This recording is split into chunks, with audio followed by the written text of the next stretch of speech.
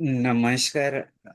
मैं आओ तापी नदी को जाने इस वेबिनार सीरीज में आप सभी का तहे दिल से स्वागत करता हूँ। आज के इस वेबिनार को शुरू करने के पहले आओ तापी नदी को जाने वेबिनार कैसे शुरू हुआ इसका मैं बैकग्राउंड रखना चाहूंगा। हमारे महाराष्ट्र जल बिरादरी के मेंटर विनोद बोदनकर सर और नरेंद्र चुग सर इनके माध्यम से कोरोना के फर्स्ट फेज में आओ नदी को जाना ऐसे वेबिनार सीरीज शुरू हुआ, जिसमें लगभग 44 से भी ज्यादा वेबिनार्स हुए, जिसमें पूरे भारत से जल जंगल जमीन जानवर इस टॉपिक पे बात रखने वाले एक्सपर्ट्स को बुलाया गया। ये सब शुरू था तब ऐसे तय हुआ कि हम फिजिकल यात्रा निकाल देंगे नासिक के त्र्यंबकेश्वर से लेके वर्धा तक। लेकिन कोरोना का सेकंड वेव आने से वो यात्रा तो रुक गई, लेकिन जो यात्रा तय हुई थी वो फिजिकल न निकालते हुए ऑनलाइन के माध्यम से शुरू की हमारे जल बिरादरी के टीम ने। और जिस यात्रा का ऑनलाइन डिस्ट्रिक्ट संवाद यात्रा आओ तापी आओ नदी को जाने के इसमें शुरू किया। पहला डिस्ट्रिक्ट था नासिक, नासिक के बाद जलगांव, नंदुरबार, धुलिया। ऐसे करते करते महाराष्ट्र के 36 डिस्ट्रिक्ट की यात्राएं संपन्न हुई ऑनलाइन के माध्यम से। हर डिस्ट्रिक्ट से जो भी महानुभाव ऑलरेडी ग्राउंड पर काम कर रहे, कोई जल पे, जंगल पे, जमीन पे, जानवर पे, ऐसे सारे लोगों को इनवाइट किया गया वो डिस्ट्रिक्ट से। और जब 4 डिस्ट्रिक्ट का कंप्लीट हुआ, जलगांव, नंदुरबार, धुलिया और बुल्ढाना, तब हमारे सारे साथियों ने तय किया कि जैसे आओ नदी को जाने वेबिनार सीरीज शुरू है, वैसे हम आओ तापी नदी को जाने वेबिनार सीरीज शुरू करते हैं। तो इसकी शुरुआत हमने अप्रैल 2021 में की। मैं 1-2 मिनट में स्क्रीन शेयर करता हूँ कि हमारे जलगांव डिस्ट्रिक्ट का ही एक जो गांव है, गाड़े गांव करके, जामनेर तहसील के अंदर आता है। वहाँ के वहाँ जो मॉडल विलेज बनवाया है, उस विलेज को बनाने के लिए जितने लोग का सपोर्ट था, वहाँ के विलेजर्स थे, गवर्नमेंट ऑफिसर्स थे, उन सभी को हमने ऑनलाइन माध्यम से इनवाइट किया। और इस आओ तापी नदी को जाने वेबिनार सीरीज की शुरुआत हुई। मुझे बताने में खुशी होगी कि आज तक 92 वेबिनार्स में तीनों राज्यों से लगभग जो भी है 150 से भी ज्यादा महानुभाव आ चुके हैं, जिनका जल जंगल जमीन जानवर इस विषय में एक्सपर्टाइज है। और हर एक का कार्य अलग अलग है। कोई हमने इसमें मॉडल जो अलग अलग किसान है, किसान की पद्धति है, उनको भी बुलाया, जैसे मिलेट्स फार्मिंग हो, ऑर्गेनिक फार्मिंग, नेचुरल फार्मिंग, यौगिक फार्मिंग। इसके अलावा अलग अलग ग्रुप मिले, इंडिविजुअल्स मिले, जैसे कि भूजल वारकरी हो, mission 500, art of living, Gayatri परिवार, ऐसे बड़े बड़े ग्रुप जो पानी के लिए, पर्यावरण के लिए काम कर रहे हैं। इसके अलावा कमल वाले बाबा, इसके अलावा हनी बीज पे काम करने वाला, कोई मिट्टी पर काम करने वाला, ऐसे अलग अलग क्षेत्र के लोग हमसे जुड़े। और उन्होंने उनका एक्सपर्टाइज जो भी है तापी माँ के लिए वो शेयर किया। महाराष्ट्र, मध्य प्रदेश, गुजरात, सूरत के अलग अलग ग्रुप मिले कि जो कोई वेस्ट मैनेजमेंट में काम कर रहा है, कोई जो भी एसटीपी के ऊपर काम कर रहा है। अलग अलग तरीके के लोग हमें इस वेबिनार में मिले। और इसका मकसद यही है कि to identify the peoples in Tapi river basin. और जब आइडेंटिफिकेशन हो जाता है तो एक दूसरे के साथ जो भी ग्रुप्स है, इंडिविजुअल्स है, वो काम करने लगते हैं। और इससे हमारे तापी माँ का ज्यादा से ज्यादा काम बढ़ सके, यही हमारा मकसद है। हम तो एक निमित्त है, हमारा पूरा टीम है तापी नदी के वेबिनार चलाने में। आज हमारे साथ doctor H M Patil sir है, वो भी हमारे टीम के एक सदस्य हैं। ये पूरी टीम है और एक टीम को हम रिप्रेजेंट करते हैं। मैं ज्यादा वक्त न लेते हुए हमारे आज के पहले स्पीकर नंदकिशोर जी, इनका परिचय करने के लिए doctor H M Patil sir को मैं रिक्वेस्ट करता हूँ।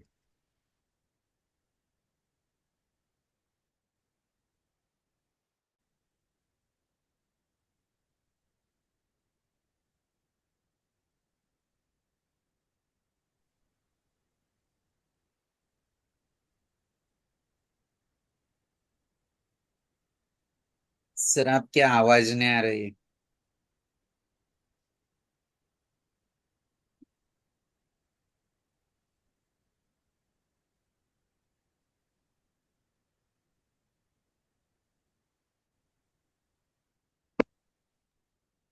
हाँ सर धन्यवाद बोलिए। विद्यार्थी। हाँ हाँ। आज के इस वेबिनार सीरीज में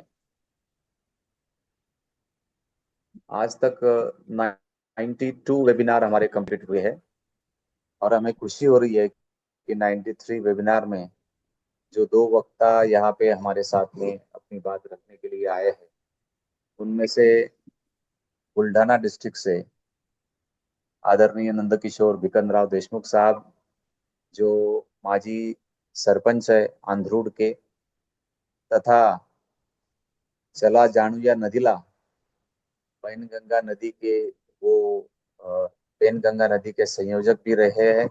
उनका काम पानी पे यहाँ प्रतीत हो रहा है।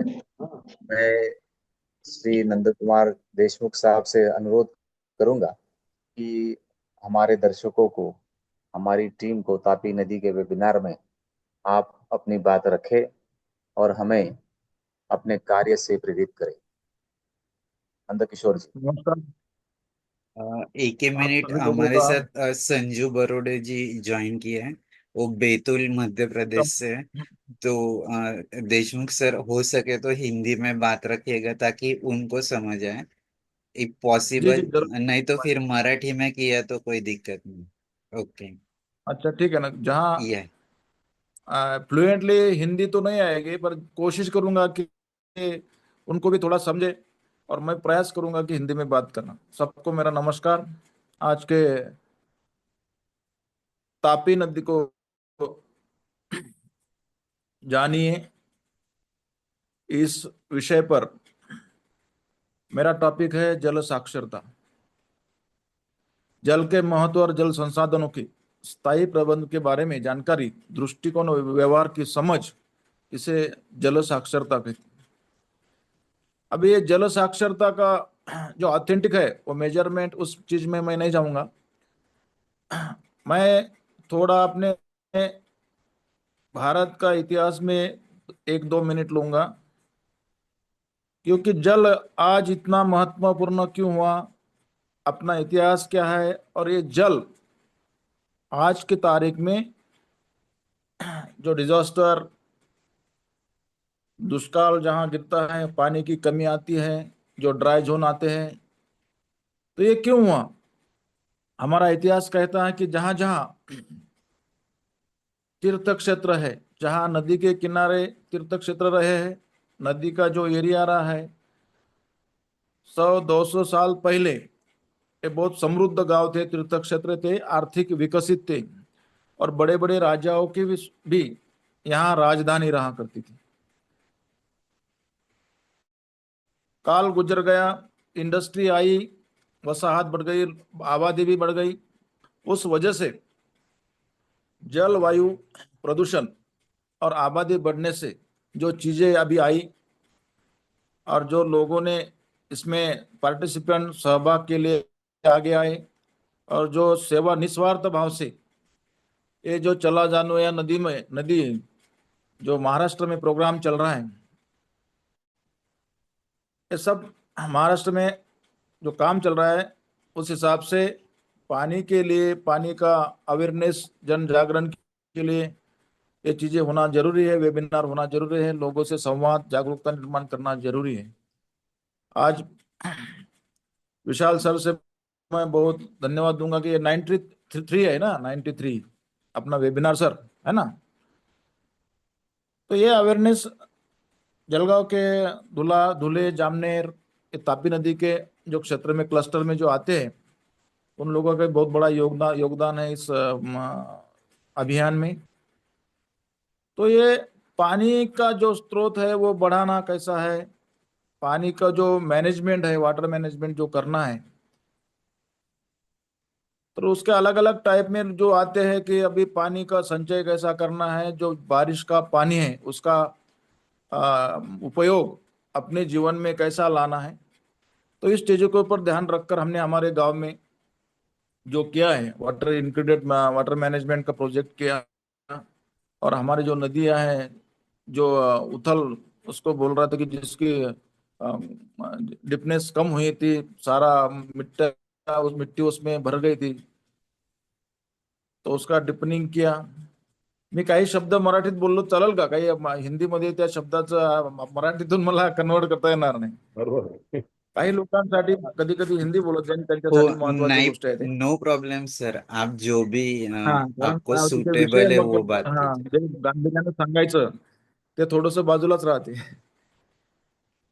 तर याचे उपाय करताना मला 2-3 गोष्ट सांगायची आहे की आपण सर्व पहिले जे वर्षाचं बारिश पाणी आहे पावसाळ्याचं, ह्या पाण्याचा उपयोग चांगल्या प्रकारे कसा करता येईल. वाढत्या लोकसंख्येमुळे जो शहराचा जो सांडपाणी आहे, त्या सांडपाण्याचा उपयोग आपण योग्य तऱ्हेने केला पाहिजे. पाण्याचा पुनर्वापर कसा करता येईल, सांडपाण्याचा वापर जमिनीसाठी त्याचं पिकं घेण्यासाठी कसा करता येईल. नदीत जे उद्योगधंद्याचे जे काही केमिकल रसायन हे नदीमध्ये सोडले जाते, याचं सुद्धा आपल्याला याचा त्याला बंद कसं करता येईल, शासनाला भांडून किंवा त्या उद्योग इंडस्ट्रीला सुद्धा, त्या कंपनीला सुद्धा कसं बंद करता येईल, यावर सुद्धा आपल्याला काम करायचं आहे. पाण्याचं नियोजन करत असताना पाणी शेततळ्याच्या मार्गाने असो, जमिनीत खोलीकरण करून त्याचा पुनर्भरण करणे असो, शासकीय इमारतीमध्ये सुद्धा आपण इमारतीचे रेन हार्वेस्टिंग करून सुद्धा त्याचं पाणी जमिनीमध्ये आपण थांबवू शकतो. पाण्याचं शुद्धीकरण कसं करता येईल, त्याचं नैसर्गिक पद्धतीने सुद्धा आपण या गोष्टी करू शकतो. आता हे काही जल संसाधन जे आहे, उस हिसाब से अगर अपन करें तो उसका मैनेजमेंट कैसा करना है. तो जल स्रोत जैसे कि वर्षा, नदियां, झीलों और भूजल के प्रबंधन के बारे में सीखना.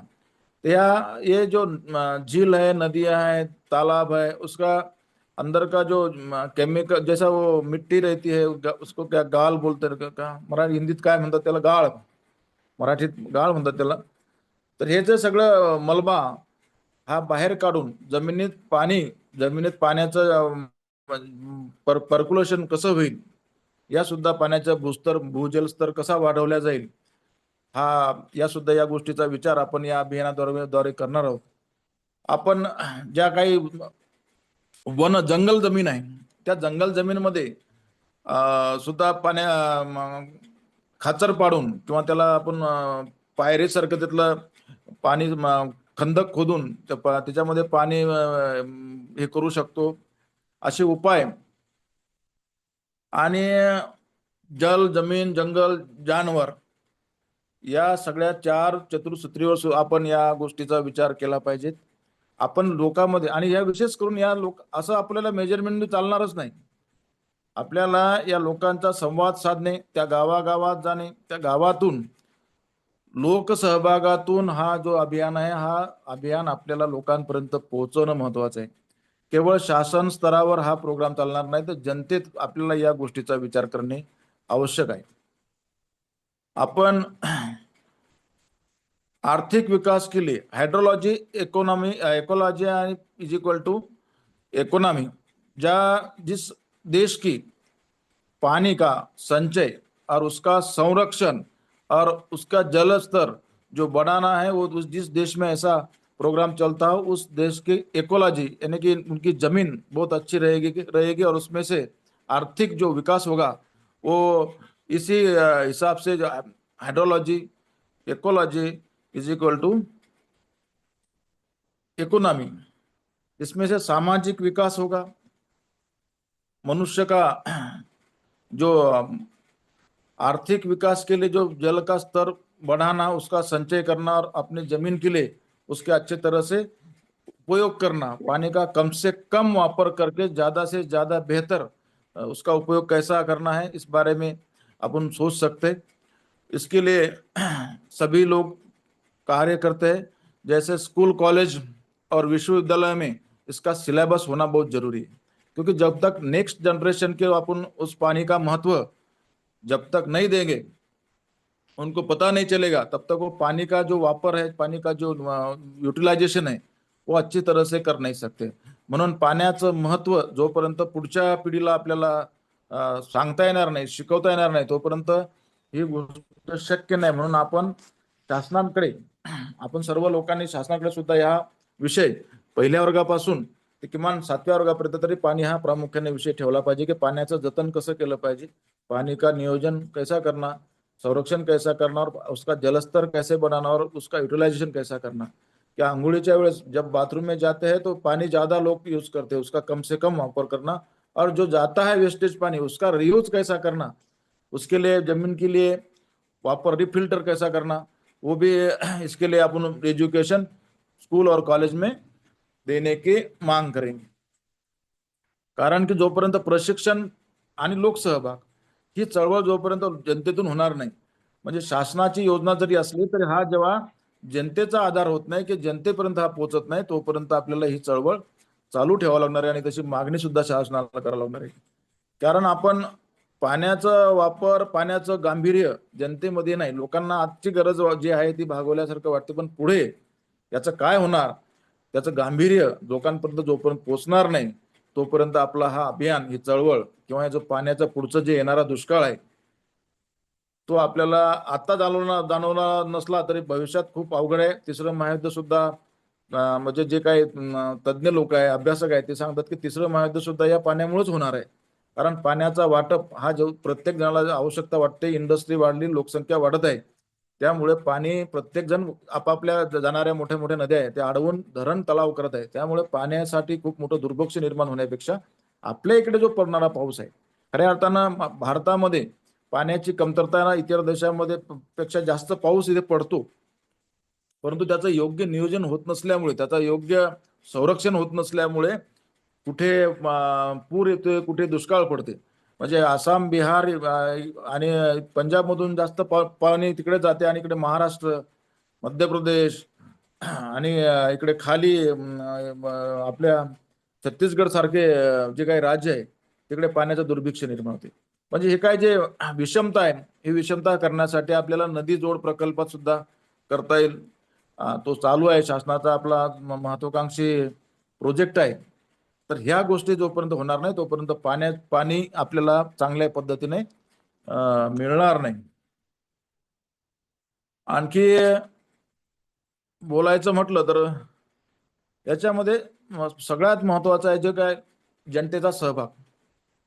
आपल्या आता मी मागच्या माझा एक अनुभव आहे की मी सतत 15 वर्ष झाले या कामात असताना मला मागच्या 10 वर्षापासून मी पाण्यासोबत काम करतो। लोकांना ज्यांच्याकडे पाणी नाही, ज्यांच्याकडे जिरायती जमीन आहे, अशा लोकांना मी शेततळे घेण्याचं शिफारस बऱ्याच वेळा लोकांना खूप केल्या, परंतु त्यांना अर्धा एकर शेती जाते, परंतु ते अर्ध्या एकरातून आपली संपूर्ण 10 एकर शेती पाण्याची होते, हे गांभीर्य लोकांना नाही। ते लोक शेततळे घेत नाही, प्रत्येकाच्या घरी जाऊन सुद्धा विचारलं तर हा संवाद शासनाच्या स्तरावर सुद्धा झाला पाहिजे आणि आपल्याकडून सुद्धा झाला पाहिजे की ते लोकांना त्याचं महत्व आपण पटवून दिलं पाहिजे लोकांना शेततळे घेण्यास।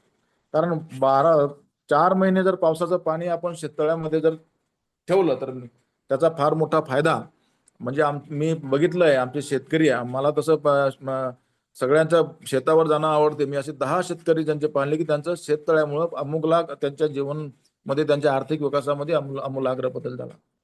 आता जो नदी खोलीकरणाचा विषय, नदीच्या काठावरची जी काही जंगल लोक तोडताय त्याच्यामुळे ते जमिनीचा, त्या नदीचा जो भाग असतो त्याच्यामध्ये काळी माती त्या नदीमध्ये वाहून जाते, तर तिथलं सुद्धा जंगल आपल्याला वाचवण्यासाठी लोकांना प्रेरित करणं आहे, त्यांना प्रोत्साहन द्यायचं आहे। विशेष अजून बोलेल की जे काही इमारती आहेत गावामध्ये आहे, विहीर पुनर्भरण आहे, बोरचं आपल्या कूपनलिका आहे छोटीशी, त्याच्या सुद्धा पुनर्भरण आपण आपल्या इमारतीतून करू शकतो। शासनाच्या ज्या काही इमारती आहेत त्या शासनाच्या इमारतीवर ग्रामपंचायतच्या 15 विभागातून आपण रूप रेन हार्वेस्टिंग हा एक त्याच्यामध्ये विषय आहे की तो त्याच्या आपण त्याची एस्टिमेट बसून त्याचं प्लॅनिंग आपण त्या आर्थिक वर्षामध्ये जलस्तर वाढवण्यासाठी करू शकतो। प्रत्येक ग्रामपंचायतीने जर हा किंवा शहराच्या नगरपालिकेमध्ये, महानगरपालिकेने जर हा प्रोग्राम राबवला तर पाण्याचा जलस्तर वाढणे चांगला मोठा त्याच्यामध्ये आमूलाग्र बदल होऊन पाण्याची पातळी वाढवू शकते.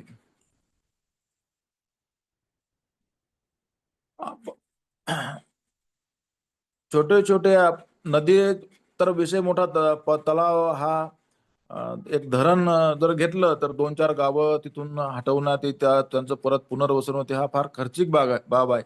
तर मोठ्या धरणापेक्षा छोटा जो नदी नाला असते त्या नाल्याला छोटे छोटे म्हणजे आपल्याला साखळी बंधारे, कोल्हापुरी बंधारा, सीसीटी हे जर आपण केले तर प्रत्येक ठिकाणी आपण पाणी अडवून पाण्याचा जलस्तर वाढवू शकतो. आणि जे काही प्रदूषण होते यासाठी रासायनिक शेतीला सोडून जर ऑर्गॅनिक शेती केली तर आपल्याकडे जनावरांचा सुद्धा चांगला त्याचा उपयोग करून आपला आर्थिक जो काही आता आपल्याला रासायनिक खतावर किंवा औषधावर जो काही खर्च होतो हा जर आपण जनावरांसाठी वापर करून गोमूत्र, शेण आणि यानं केलं तर प्रदूषण तर कमी होईलच, पण जमिनीचा पोत सुद्धा चांगला होऊन एक ऑर्गॅनिक म्हणजे ज्याला म्हणतात रसायन मुक्त आपल्याला अन्नधान्य वगैरे मिळू शकते आणि पाणी पण चांगलं. ठीक आहे विशाल सर, वेळ आहे अजून मला? हो सर.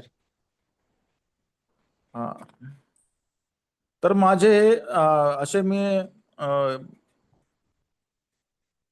आमच्या गावामध्ये माझा अनुभव सांगतो की मी 2013 मध्ये एकात्मिक पाणलोट विकास कार्यक्रम राबवला. त्याच्यानंतर आमच्याकडे जी काही समृद्धी आली, समृद्धी महामार्गासाठी जे लागणारं जे गौण असते ते गौण शासनाने रिझर्व केलं आणि प्रत्येक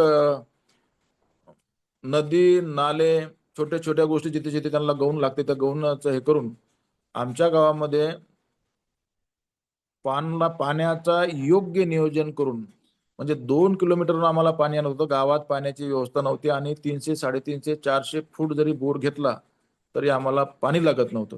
परंतु या पाण्याच्या नियोजनामुळे IWMPचा प्रोजेक्ट आणि समृद्धी महामार्ग आणि आम्ही लोकसहभागातून आणि जैन संघटना सुद्धा यांनी आम्हाला खूप प्रकारे मदत केली की छोटे छोटे नाले सुद्धा आम्हाला खुली करून देऊन त्याच्यामध्ये चर टाकून पाणी अडवण्याचं काम केल्यामुळं आज आमच्या गावामध्ये पाणी गावात तर आहेच, पिण्याच्या पाण्याची तर मोठी प्रश्न होता, तो जर बिकट झालाच म्हणजे 2012 मध्ये आमच्याकडे टँकर होतं.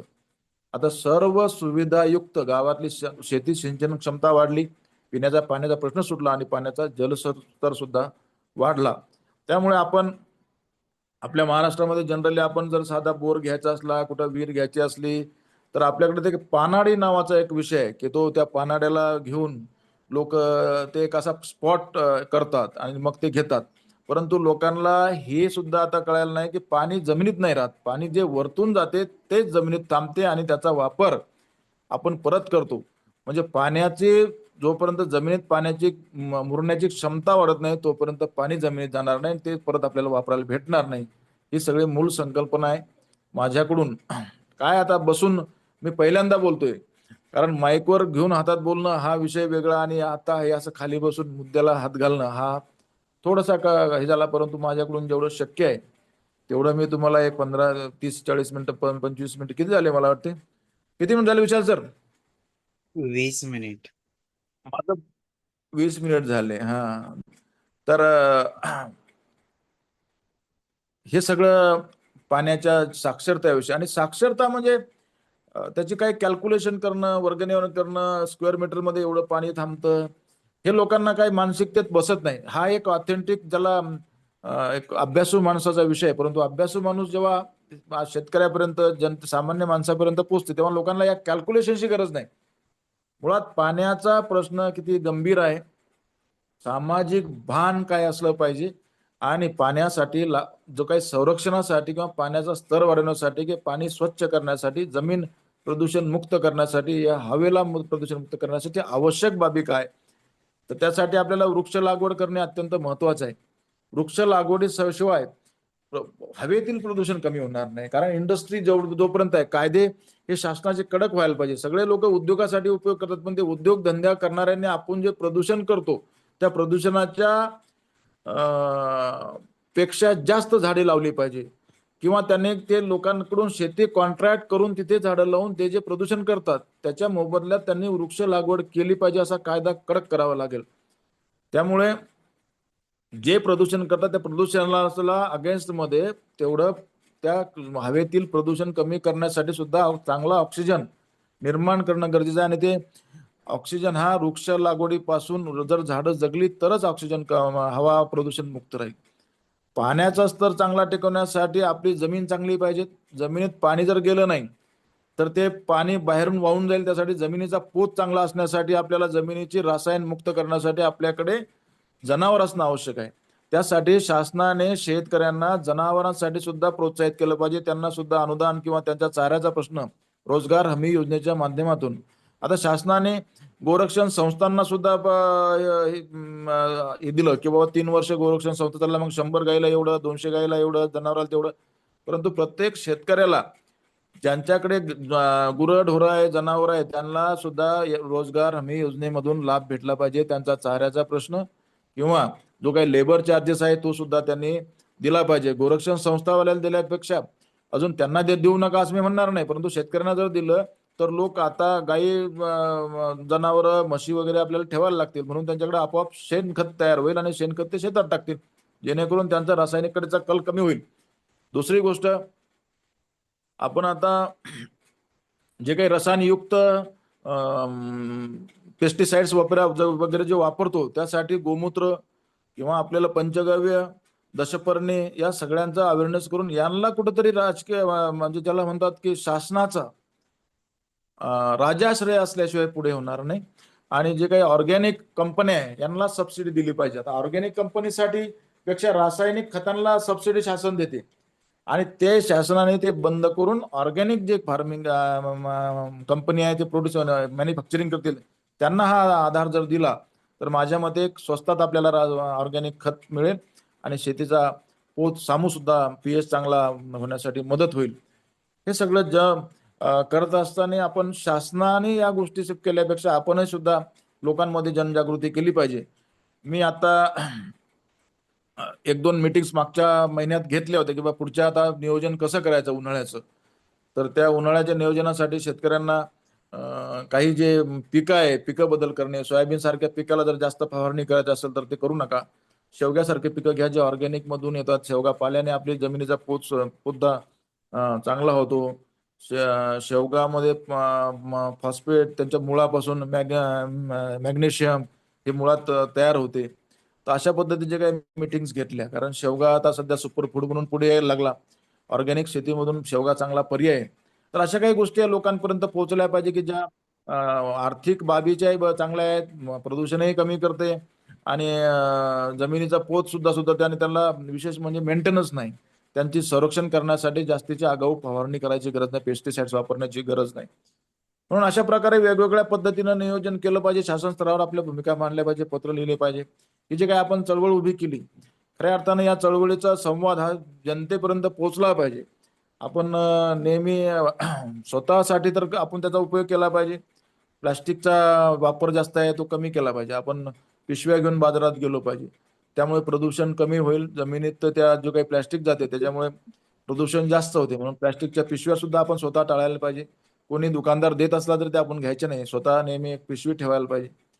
अशा काही पुष्कळ गोष्टी आहेत की ज्या आपण रोजच्या व्यवहारामध्ये जर टाळल्या की ज्या रासायनिक पदार्थ, रासायनिक पेस्टिसाइड्स त्यापेक्षा ऑर्गॅनिककडे जर वळलो तर निश्चितपणाने आर्थिक सुद्धा विकास होईल. कारण याला खूप पैसा लागतो. पेस्टिसाइड्स कंपन्या आता खूप प्रोलॉंग म्हणजे जास्ती लंब्या चालणाऱ्या किंवा एकदा जर फवारलं तर तुम्हाला 40 दिवस, 20 दिवस, 50 दिवस फवारण्याची गरज नाही, तोपर्यंत तुमच्यावर येणार आहे. त्यामुळे जमिनीत जे काही चांगले आपल्या हे असतात, बॅक्टेरिया असतात, ते जे पिकासाठी आवश्यक आहेत ते सुद्धा मरून जातात. त्यामुळे सगळं ज्याला डेड मॉर्टिलिटी त्याची प्रमाण वाढते. म्हणून जे पोषक द्रव्य आहेत, ज्या पोषक जीवाणू आहेत ते सुद्धा जमिनीची ती कमी होत आहे. त्यामुळे रासायनिक शेती सोडून आपण ऑर्गॅनिक शेतीकडे सुद्धा वळलं पाहिजे. असं आपण जर लोकांना प्रेरित केलं तर निश्चितपणे या देशाचा विकास होईल आणि सदृढ निरोगीमय लोक जीवन जगण्यास मदत होईल आणि एक उन्नत भारत, एक निरोगी भारत म्हणून आपण उदयास येईल असं मला वाटते. मी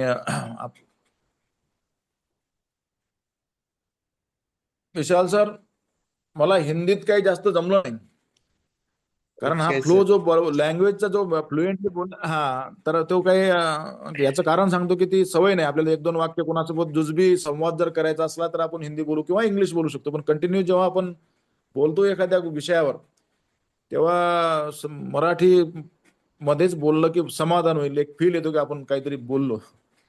छत्रपती ओके शिवाजी सर. महाराजांच्या काळात जे काही, हा, छत्रपती शिवाजी महाराजांच्या काळामध्ये सुद्धा जिथे पाणी नाही, म्हणजे 1000 फूट 1400 फुटावर तो किल्ला बांधला जात होता, परंतु तिथे असे पाण्याचे काही इतक्या उंचावर पाणी काही जमिनीत नाही राहत नव्हतं. त्यामुळे तिथे त्यांनी स्रोत निर्माण केले, तिथे पाण्याचं पुनर्भरण केलं, एका ठिकाणी वळून त्यांचे जलसाठे निर्माण केले, ते पाणी रिसायकलिंग करून त्यांच्याकडे त्यांनी केलं. म्हणजे 3-3, 4-4 हजार, 5-5 हजार, 25-25 हजार लोक त्या किल्ल्यावरती राहू शकतील आणि त्यांना वर्षभर पाणी पुरेल एवढा जलसाठा त्या काळात छत्रपती शिवाजी महाराजांनी निर्माण केला. आणि आजपर्यंत तिथे आपल्याला ते पुरावे पाहायला मिळतात. त्याच्यामुळे आपणच हा जर जलसाठा, जे काही 4 महिन्याचा जे पावसाळा आहे, तो पावसाळ्याचं पाणी जर आपण वेगवेगळ्या पद्धतीने नियोजन करून जर साठवलं, तर ते आपल्या जमिनीसाठी, पिण्यासाठी आणि उपयोगासाठी सुद्धा वापरू शकतो.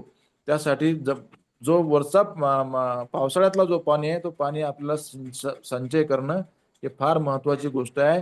तेवढ्याच प्रमाणात वृक्ष लागवड सुद्धा अपेक्षित आहे, कारण वृक्ष लागवडीमुळे लाखो लिटर पाणी ह्या जमिनीत साठवल्या जाते आणि ते परत आपण वापरू शकतो.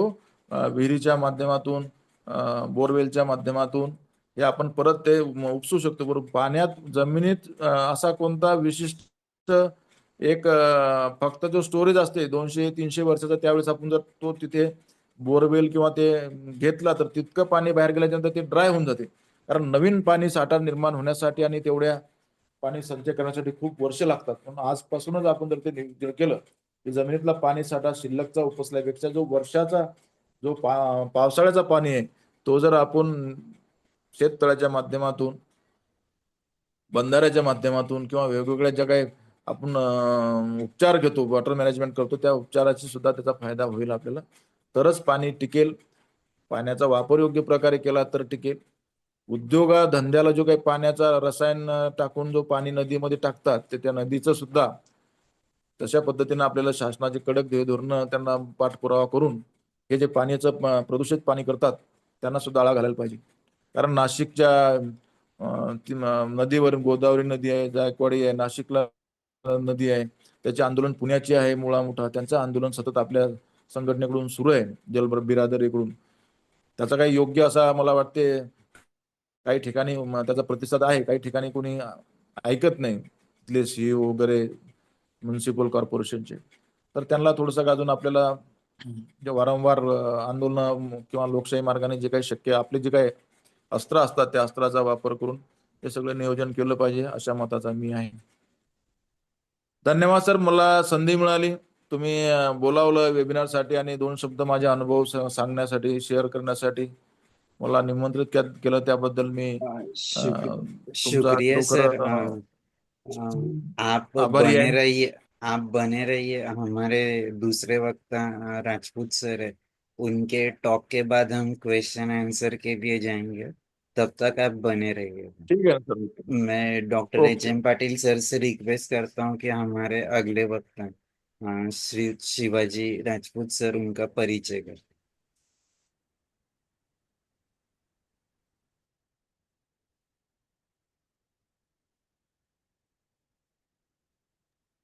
सर, आपकी आवाज नहीं आ रही. तो आवाज.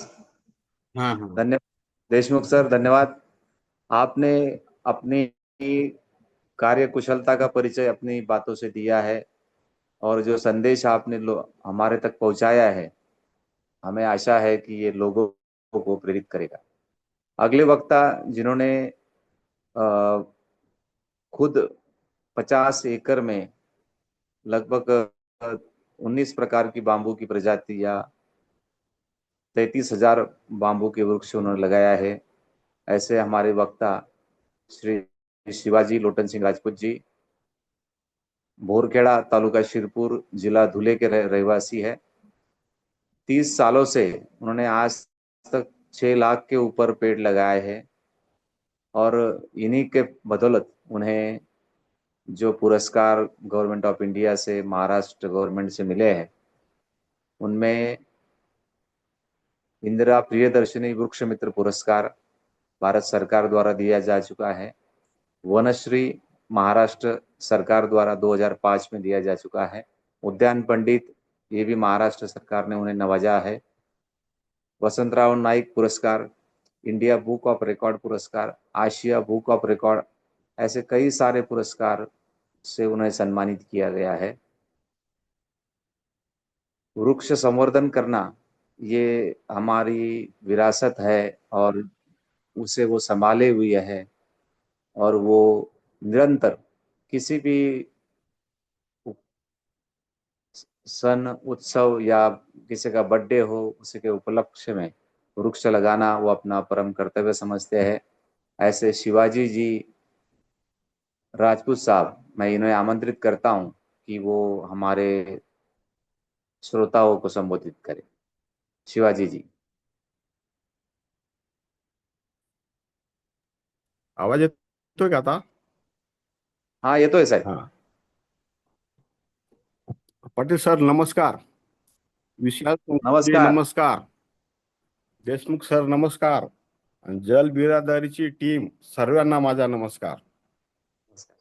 माझ्याकडे विषय दिलेला आहे वृक्ष संवर्धन वसा. सर अगर पॉसिबल होगा तो हिंदी आणि में बात रखिएगा।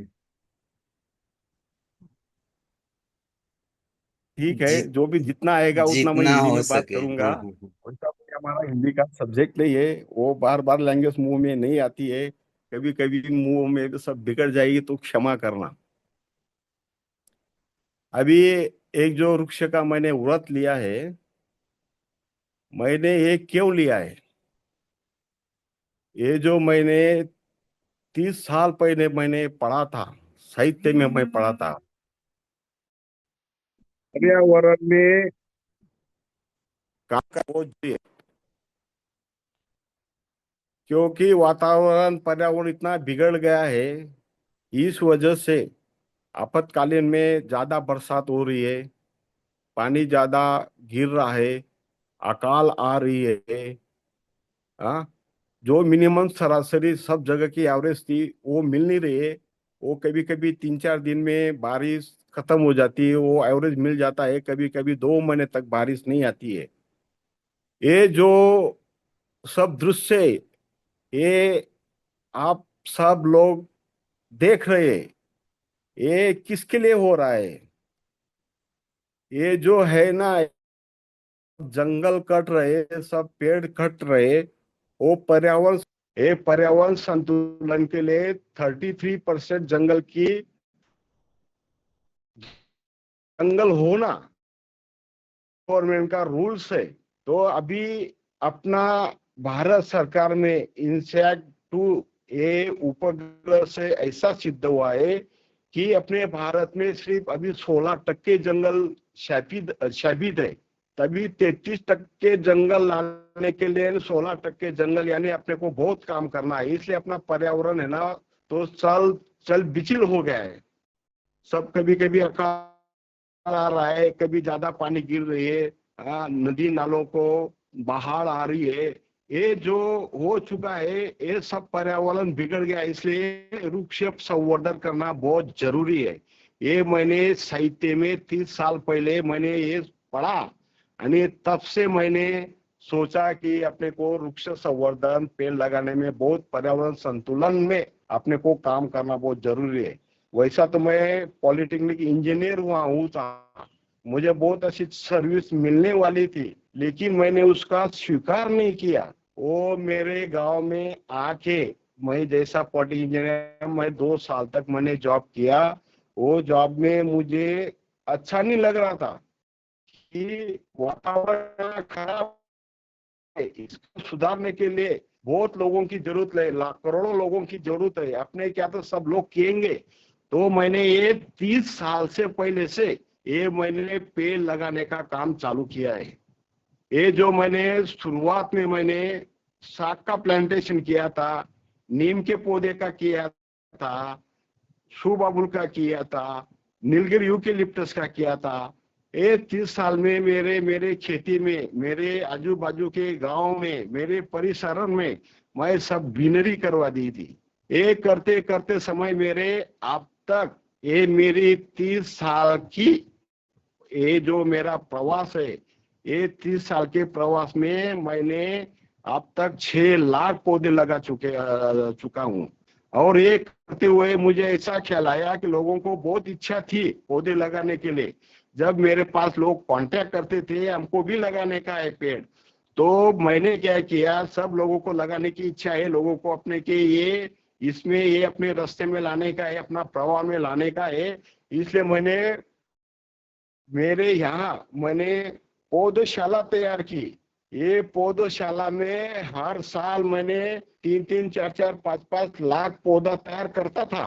आणि अब तक ये 30 साल में मैंने 80 लाख पौधे तैयार किए। ये करते समय मैंने लोगों को दिया है। मेरे हिसाब से मैंने 5.25 लाख पौधे मैंने लोगों को फ्री बांटे। क्यों बांटे?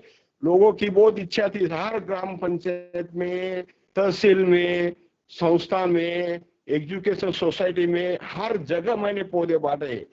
धुलिया डिस्ट्रिक्ट में, सिरपुर तहसील में आप किसको भी पूछो, वृक्ष मित्र शिवाजी राजपूत कौन है, क्या चीज है, ये लोग आपको सब बताएंगे। ये काम मैंने पौधशाला में पौधे तैयार करे, मेरे खुद के पैसे, मैंने कोई किसी ग्रांट लिया नहीं है, ना मेरी कोई संस्था फाउंडेशन निकाला है। मैं मेरा ठिबक का काम करता हूँ। ये ठिबक का काम इसलिए करता हूँ कि मैंने 94-93 में साग का प्लांटेशन किया था।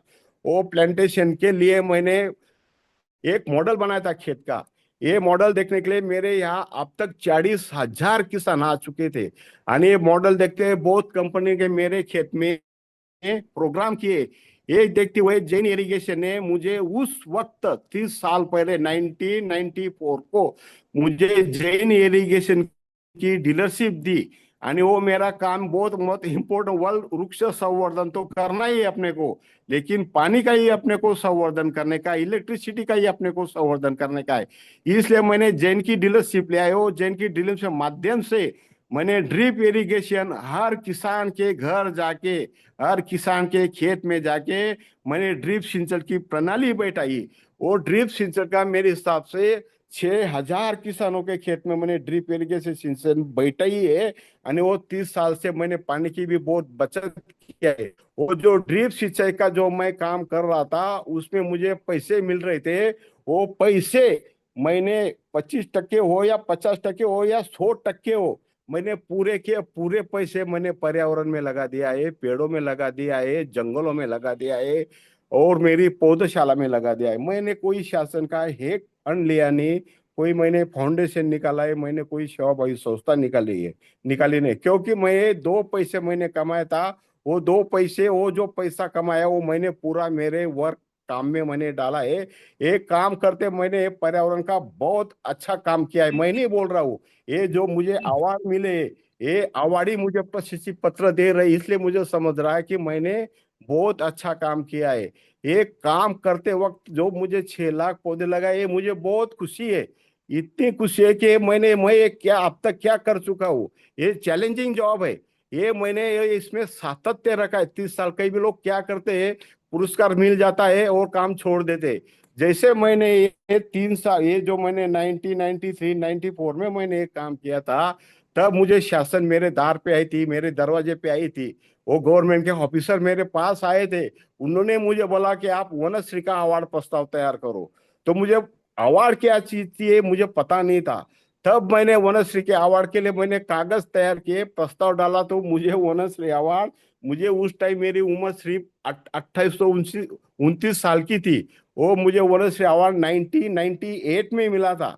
वो कम उम्र में वो मुझे पहला, मैंने वनश्री उसे 3 कैटेगरी में दिया जाता था, वो मुझे फर्स्ट क्रमांक का मुझे अवार्ड मिला है। वो जैसे ही मुझे पहला अवार्ड वनश्री का मिला तो मेरा कॉन्फिडेंस बढ़ गया है, मेरा आत्मविश्वास इतना बड़ा है, यार आपने तो ये पेड़ लगा तो मान सम्मान तो होता है, मिलता ही है। हाँ नहीं, बहुत मान सम्मान मिला मुझे, बहुत जगह मेरे सत्कार हुए, बहुत लोगों ने मुझे ऐसी प्रशंसा गाए। इसमें मेरा जो कॉन्फिडेंस बहुत दुगना हुआ। ये कॉन्फिडेंस ने मुझे अधिक काम करने की ताकत दी। ये ताकत करते करते मैंने पूरा मेरा परिसर जंगल करवा दिया। ये करते देखो मेरी खेत में मैंने टीक का प्लांटेशन किया था, यूकेलिप्टस का प्लांटेशन किया था, सुबाबुल का प्लांटेशन किया था, सैंडलवुड यानी चंदन का भी प्लांटेशन किया था, जेट्रोफा का प्लांटेशन किया था। ये सब करने के बाद मुझे ये मिला कि ये सब बिजनेस में मुझे पैसा ही मिला। मुझे साग में, मुझे जेट्रोफा में, मुझे यूकेलिप्टस में, मुझे सुबाबुल में, इसमें मुझे 40 लाख रुपए आमदन आई। मैंने पर्यावरण संतुलन का भी काम किया है और मुझे मुझे हमारे मेरे लिए भी मुझे 40 लाख रुपए मिले, यानी मेरा काम भी बहुत अच्छा हुआ। और ऊपर से मुझे पैसे भी अच्छे मिले। जो ये मैंने पर्यावरण संतुलन का जो एक काम किया है, ये काम मेरे लिए, जो मेरे गांव, मेरे मेरे खेत में, मेरे परिसर में, मेरे आजू बाजू के गांव में इतना जैविक विविधता तैयार हुई है कि आज भी मेरे खेत में जाएंगे तो सवेरे शाम को हजारों पक्षी का किलबिलाट होता है। हजारों पक्षी किलबिल किलबिल करते हैं और उनको पानी की भी व्यवस्था मैंने किया है। ये जो यानी मेरे खेत में अब तक मैं बोलता हूँ आपको, मेरे खेत में हरिन आ गई, नीलगाय आ गई, भिपटी आके गया, तड़स आके गया, और जो बोलते हो अपना क्या बोलते हो उसमें, सस्सा को क्या हिंदी में मुझे आ नहीं रहा है, वो आके गए। सब तरीके, यानी वो जो सुअर है, और जो बोला जाता है गांव के आजू बाजू के, वो भी सुअर आके गए, वो रानटी सुअर भी आके गए। यानी मुझे कहने का ये है, स्नेक साथ भी है मेरे यहाँ, और पशु पक्षी भी बहुत है। तो इतना मेरे खेत में तैयार हो गई अभी। मैं, और जो पिकॉक है, मोर है, जो अपना राष्ट्रीय पक्षी है, वो मेरे सब जी मेरे 50 एकड़ खेत जहाँ भी है, वहां सब मोर की संख्या 50-50, 100-100 संख्या है, यानी पिकॉक की, मोर की संख्या। अरे मैं जाता हूँ तो आवाज चिकाई आती है मोरों की, यार इतना सुंदर लगता है। मैंने जैविक विविधता बहुत अच्छी से टिकाई है। आज भी मेरे खेत में, मैं बोला है, पहले बोल चुका हूँ कि मेरे खेत में 40,000 लोगों ने विजिट दिया है। बहुत इंपॉर्टेंट मॉडल है, आज भी देखने के जैसा है। ये करते समय मुझे ऐसे साल मेरे चलते गए, बीतते गए, मेरा कारोबार चलता गया, चला गया। बहुत लोगों को लिया, जन जागृति किया, गांव गांव में गया, गांव गांव में जाके मैंने प्रबोधन, जन जागृति किया, सभा लिया, सबको मैंने पर्यावरण संतुलन के लिए कि पेड़ लगाओ, पेड़ जगाओ, पानी बचाओ, इलेक्ट्रिसिटी, बहुत मैंने पर्यावरण संतुलन बहुत बड़ा काम किया है। एक काम करते मुझे भारत सरकार ने 2006 में मुझे इंदिरा प्रियदर्शनी अवार्ड मिला। क्या मैं किसके पास वसीला लगाने के लिए नहीं गया था, वो बहुत बड़ा अवार्ड है भारत सरकार का। वो भारत में सिर्फ दो ही लोगों को दिया जाता है, इंदिरा प्रियदर्शनी वृक्ष मित्र। ये मुझे 2006 में मिला था। तो जैसा ये मुझे वनश्री 98 में मिला, ये इंदिरा पे रुख से मेरे 2006 2005 में मिला है। तो मेरा और कॉन्फिडेंस बढ़ गया, बोल यार मैं तो अच्छा काम कर रहा है, मुझे प्रशंसा गवर्नमेंट सब, अपना स्टेट गवर्नमेंट, सेंट्रल गवर्नमेंट मेरी प्रशंसा कर रही है, मुझे अच्छा का, मुझे मेरे काम के लिए मोटिव कर रहे हैं। तो मेरी भी ताकत हुई, मैं उमड़ गया। तो मैंने मेरे 30 साल, जब से मैंने 32 साल में मैंने पर्यावरण में काम किया, जो बीड़ा उछला मैंने, अब तक मेरा सातत्य बहुत इंपॉर्टेंट है। एक दिन करके काम नहीं छोड़ दिया मैंने। मैंने 30 साल से मैं डेली काम कर रहा हूँ। मैंने मेरा ठीबक का धंधा बाजू को कर दिया है। मैं उसको पैसे को वेटेज नहीं दे रहा हूँ। मैं पहले पेड़ की तरफ जा रहा हूँ, पेड़ को मैं बच्चे की तरफ पाल रहा हूँ। हर बच्चे के जैसा अपन पालन पोषण करते हैं, वैसा मैं उसका ही पालन पोषण कर रहा हूँ। मेरा गांव है भोरखेड़ा, वो गांव वो है मेरा, मैं रहता हूँ सिरपुर, सिरपुर तहसील में। सिरपुर तहसील तो भोरखेड़ा गांव है 14 किलोमीटर, 14-14, 28 किलोमीटर, यानी 30 किलोमीटर में डेली जा रहा हूँ। आपको मालूमात के लिए मैं बोल रहा हूँ, मैं डेली जा रहा हूँ। आंधी डेली एक एक पौधा, मैं जन्मदिन लोगों के, मेरे फ्रेंड के, मेरे दोस्तों के, कई बड़े बड़े लोग हैं, कोई वही छोटे होगा जिसका 1 साल का जन्म होगा, कोई भी होगा, जैसा मुझे समझा उस नाम से मैं पौधे लगाता हूँ। ये कारोबार मेरा 3 साल से चालू है। ये जब मेरे खेत में बहुत, मैंने एक कार्यक्रम रखा था, मैंने बाम्बू का प्लांटेशन का दूसरा बर्थडे वो मैंने सेलिब्रेट किया था। मैं आपको एक जानकारी देता हूँ कि मैंने ये जो पेड़ लगा है ना, मैं पेड़ का भी बर्थडे मनाता हूँ। जब मैंने बांस का प्लांटेशन 2019 में किया था, तो तब से मैंने प्लांटेशन 1 जुलाई को क्या है, 1 जुलाई तारीख इसलिए चुनी थी कि उस दिन अपने महाराष्ट्र के हरित क्रांति के जनक वसंतराव नाईक, इनकी जो जयंती थी, वो जयंती के वजह से मैंने वो 1 जुलाई मैंने चुनी थी। तब से 1 जुलाई मैंने बाम्बू का प्लांटेशन किया था। और वो क्या था, हमारे शिरपुर के कई उद्योगपति तपन भाई पटेल, इनके हस्ते मैंने प्लांटेशन किया था। वो ओपनिंग के लिए मैंने उनको बुलाया था। हमारे अमरीश भाई के, मुकेश भाई के वो बेटे थे, उनके हस्ते मैंने 1 जुलाई 2019 को मैंने बाम्बू का पहला प्लांटेशन किया था। तब से मैंने ये बाम्बू का प्लांटेशन का मैं डेली बर्थडे मना रहा हूँ, प्लांटेशन का बर्थडे मना रहा हूँ। लोगों का तो मैं बर्ड पेड़ लगा के बर्थडे तो मना ही रहा हूँ, लेकिन जो प्लांटेशन है 1 जुलाई वसंतराव नाईक की जयंती थी। इस अवसर पर मैंने, जिन्होंने हरित क्रांति निर्माण की थी, वो मैंने दिमाग में डाला, वो तारीख मैंने चुनी। वो तारीख से मैं अभी मेरे 4 प्लांटेशन का बर्थडे हो चुका था।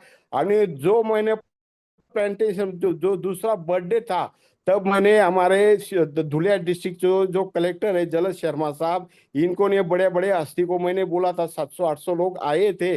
तो उसमें मैंने बहुत एक बड़ा कार्यक्रम रखा था। तो वो बड़ा कार्यक्रम उस दिन मैंने कलेक्टर के सामने मैंने डिक्लेयर किया, साहब आप आए हैं, तब से मैं मेरा ये फॉर्म को मैं वनस्थली ऑक्सीजन फॉर्म का मैं नाम दे रहा हूँ। आज से आपके हस्ते मैंने पेड़ लगा रहा हूँ। आज वसंतराव नाईक की जयंती है, जयंती के दिन मैंने आपसे आपसे पेड़ लगाया है, मैं हर दिन पेड़ लगाऊंगा। तो वैसे मैंने उनके सामने मैंने कसम ली। यानी उस दिन से 1 जुलाई 2019 से अब तक मैंने धने 1922 से 1 जुलाई 22 से तो अब तक यानी 3 साल तक, यानी मेरे हिसाब से 3 साल में सिर्फ 2 ही महीना बाकी है, तब से मैं डेली पेड़ लगा रहा हूँ। ये डेली पेड़ लगाते लगाते मुझे बहुत खुशी हो रही है। मुझे समझा नहीं, जब मैं 6 महीने हो गए तब मुझे समझा कि मुझे इंडिया बुक ऑफ अवार्ड मिला। आवाज आ रही क्या विशाल जी? सर क्लियर है, आप विशाल जी आवाज आ रही? क्लियर है, क्लियर है। आवाज आ रही क्या? हाँ सर, आ क्लियर है रही है, ना? आ हाँ, रही। आ रही है। हाँ देखो, ये जो आपने जो अभी फोटो डाले आपने, ये जो है हमारे उद्योगपति थे तपन, इनके हस्ते मैंने प्लांटेशन किया था। 2019 में किया था।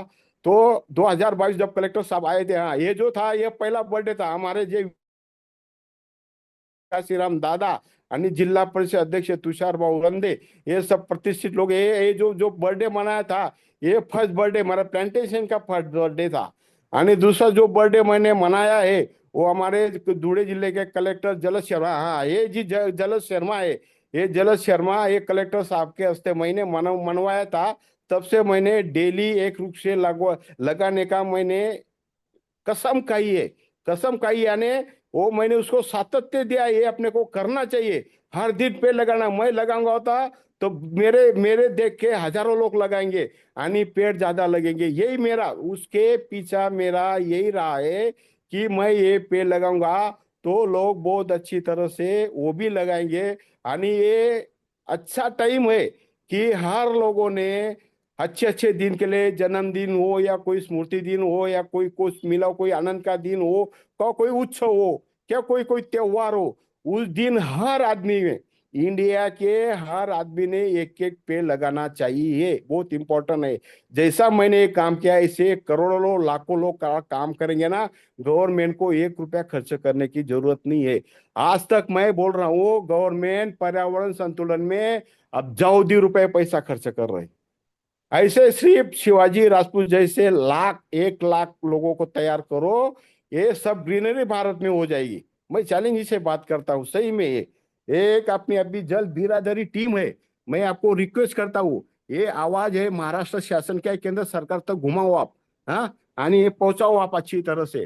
तो मैं अब तक मेरे परिसर में मैंने 250 एकड़ में मेरे किसानों के मिलके उनके खेत में बाम्बू का प्लांटेशन करवा दिया है, मैंने ग्रीनरी निर्माण किया है। ये साग का प्लांटेशन लोगों का करवाया था, यानी मेरा परिसर बहुत मैंने ग्रीनरी किया था। ये जो काम मैंने जो कर रहा हूँ, मेरा काम ऐसा नहीं है आवाज ले लिया मैं शांत बैठ गया, वैसा नहीं है। मेरा एक काम में मेरा सातत्य है। वो सातत्य जो है ना, वो काम में मैंने झोंक दिया हूँ, झोंक दिया है ना, वो मैं तन मन धन से मैं ये काम कर रहा हूँ। ये काम करते मुझे भी खुशी हो रही है। ये मैं बड़े दिन के लिए हर दिन पेड़ लगाता ना, मुझे भी आयुष्य मिल रहा है, मुझे भी शुद्ध पर्यावरण मिल रहा है। वो पर आज भी मेरी उम्र 61 ईयर्स का हूँ मैं, इसलिए आज भी मुझे थकान आती नहीं है। अभी जो अपने ये फोटो डाले है ना, ये कृष्णा राज्यपाल थे, ये अपने महाराष्ट्र सरकार के राज्यपाल थे। R R पाटिल साहब थे, महाराष्ट्र के उप मुख्यमंत्री विनय कोरे साहब थे। इनके हस्ते मुझे उद्यान पंडित अवार्ड मिला था। ये उद्यान पंडित अवार्ड मैंने फल बाग के भी बहुत पौधे लगाए थे, फल बाग मैंने बहुत अच्छी तरह से डेवलप किया था। उस वजह से ये भी देखो, अभी ये जो अपने को जो मुझे जो अवार्ड जो फोटो बताए, ये विलासराव देशमुख थे, अपने महाराष्ट्र के मुख्यमंत्री विलासराव जी देशमुख। इनके हस्ते मुझे वनश्री अवार्ड मिला था, 1998 में मिला था। ये इनके हस्ते मुझे ये अवार्ड मिला था। अभी ये जो आपने फोटो डाला है ना, ये उमरखेड़, उमरखेड़ यानी वाशिम डिस्ट्रिक्ट में, ये उमरखेड़ में खेती गौरव यानी कृषि गौरव पुरस्कार बहुत बड़ा पुरस्कार था। वो महाराष्ट्र के बहुत प्रस्ताव आए थे, उन्होंने सिलेक्शन करके चुनती करके ये मुझे अवार्ड दिया था। तो ठीक है, अवार्ड की बात तो अलग है, क्योंकि काम किया तो उसको अवार्ड मिलता ही है, ये तो बात तो अलग है, उसको प्रोमोट है, उनको क्या है, एक प्रेरणादायक हो जाता है। ये लोगों को प्रेरणा मिलना चाहिए, प्रेरणा से लोगों को काम करने की ताकत बढ़ती है, यानी प्रेरणा से राष्ट्र बहुत बड़ा होता है। ये तो अच्छा है, ठीक है। ये इनकी वजह से भी मुझे काम करने में बहुत अच्छा लगा, कि मुझे कॉन्फिडेंस बुझा, मुझे काम करने में मुझे ताकत मिली, बहुत काम में मुझे बहुत पेड़ भी लग गए। ये गवर्नमेंट का मैं भी शुक्रिया अदा करता हूँ, हाँ, कि जिन्होंने मुझे ये अवार्ड दिए, ये अवार्ड करते मुझे भी ताकत मिली है। लेकिन ये जो काम करना बहुत जरूरी है। ये जरूरी क्यों है कि आज सबसे बड़ा ज्वलंत प्रश्न ये है, हर इंडिया में, हर इंडिया नहीं, हर देश में पर्यावरण संतुलन का बहुत बड़ा ये पर्यावरण संतुलन में कोई ख्याल नहीं दे रहा है, कोई काम नहीं कर रहे लोग। पहले जो अपने यहाँ जो जो जो पहले जो जो अपने महाराष्ट्र जो अपना स्थापना हुई थी अपने 1960 को, तब अपना पर्यावरण संतुलन के लिए अपने अपने पास 30% जंगल की आबादी थी, 30% जंगल अपने पास था। अभी देखो, अभी उस टाइम का ने आज का वेटेज देखो, कि अपने पास कोई जंगल नहीं रहा है। मैंने बता दिया आपको, इंसेक्ट या उपग्रह है ना, इनसे सिर्फ अपने भारत में सिर्फ ओनली 16% जंगल शाबित है। यह भी 16%। मुझे बताओ, 2000 से में भारत सरकार ने जो वन कायदा जो किया था, वो वन कायदे में बहुत आदिवासी लोगों को जो जमीन बांट दी। वो जमीन बांटने में क्या, सब आदिवासी लोगों ने सब जंगल नष्ट करवा दिया, सब जंगल ही खत्म करवा दिया। वो कायदा ही नहीं बनाना चाहिए था 2006 में, लेकिन क्या सरकार ने वो करवा दिया है। अभी सरकार के कोई चैलेंज नहीं कर सकता है। अभी वो कायदे की वजह से इतने जंगल के जंगल टूटे, बहुत जंगल का नुकसान गया, कि आदिवासी लोगों ने जमीन जमीन 10-10 एक आदिवासी जमीन 5-5 10-10 एकड़ निकाली और सब पेट डाल डाला। वो कायदा क्यों बनाया था, कि तुमको आपको वन जमीन देते हैं हम सरकार, वो वन जमीन में आप पेड़ लगाओ, नहीं तो मेड़ पे पेड़ लगाओ। लेकिन ये कोई कोई आदिवासी लोग कर नहीं रहा है। ये जो काम है ना, सब पेड़ लगा के, पेड़ लगाए, पेड़ काट काट के, पेड़ का जंगल काट काट के ये खत्म कर रहा है। मैं तो ये बोल रहा हूँ कि जंगल ये नदी की माता है, ये नदी की माता है। नदी की उत्पत्ति जो हुई ना, ये जंगल से निर्माण हुई है। अपनी तापी की जो उत्पत्ति हुई ना, मध्य प्रदेश के बैतूल डिस्ट्रिक्ट के मुल्ताई जो गांव है, मुल्ताई गांव से अपनी तापी की उत्पत्ति हुई है।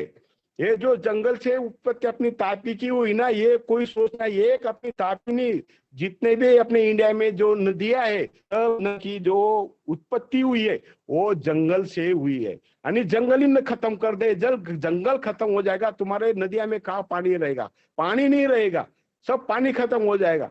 हाँ, अभी जंगल नहीं रहे, जो जंगल है ना, जो पानी जो गिर रहा है, वो पंच के जैसा पानी खींच लेता है।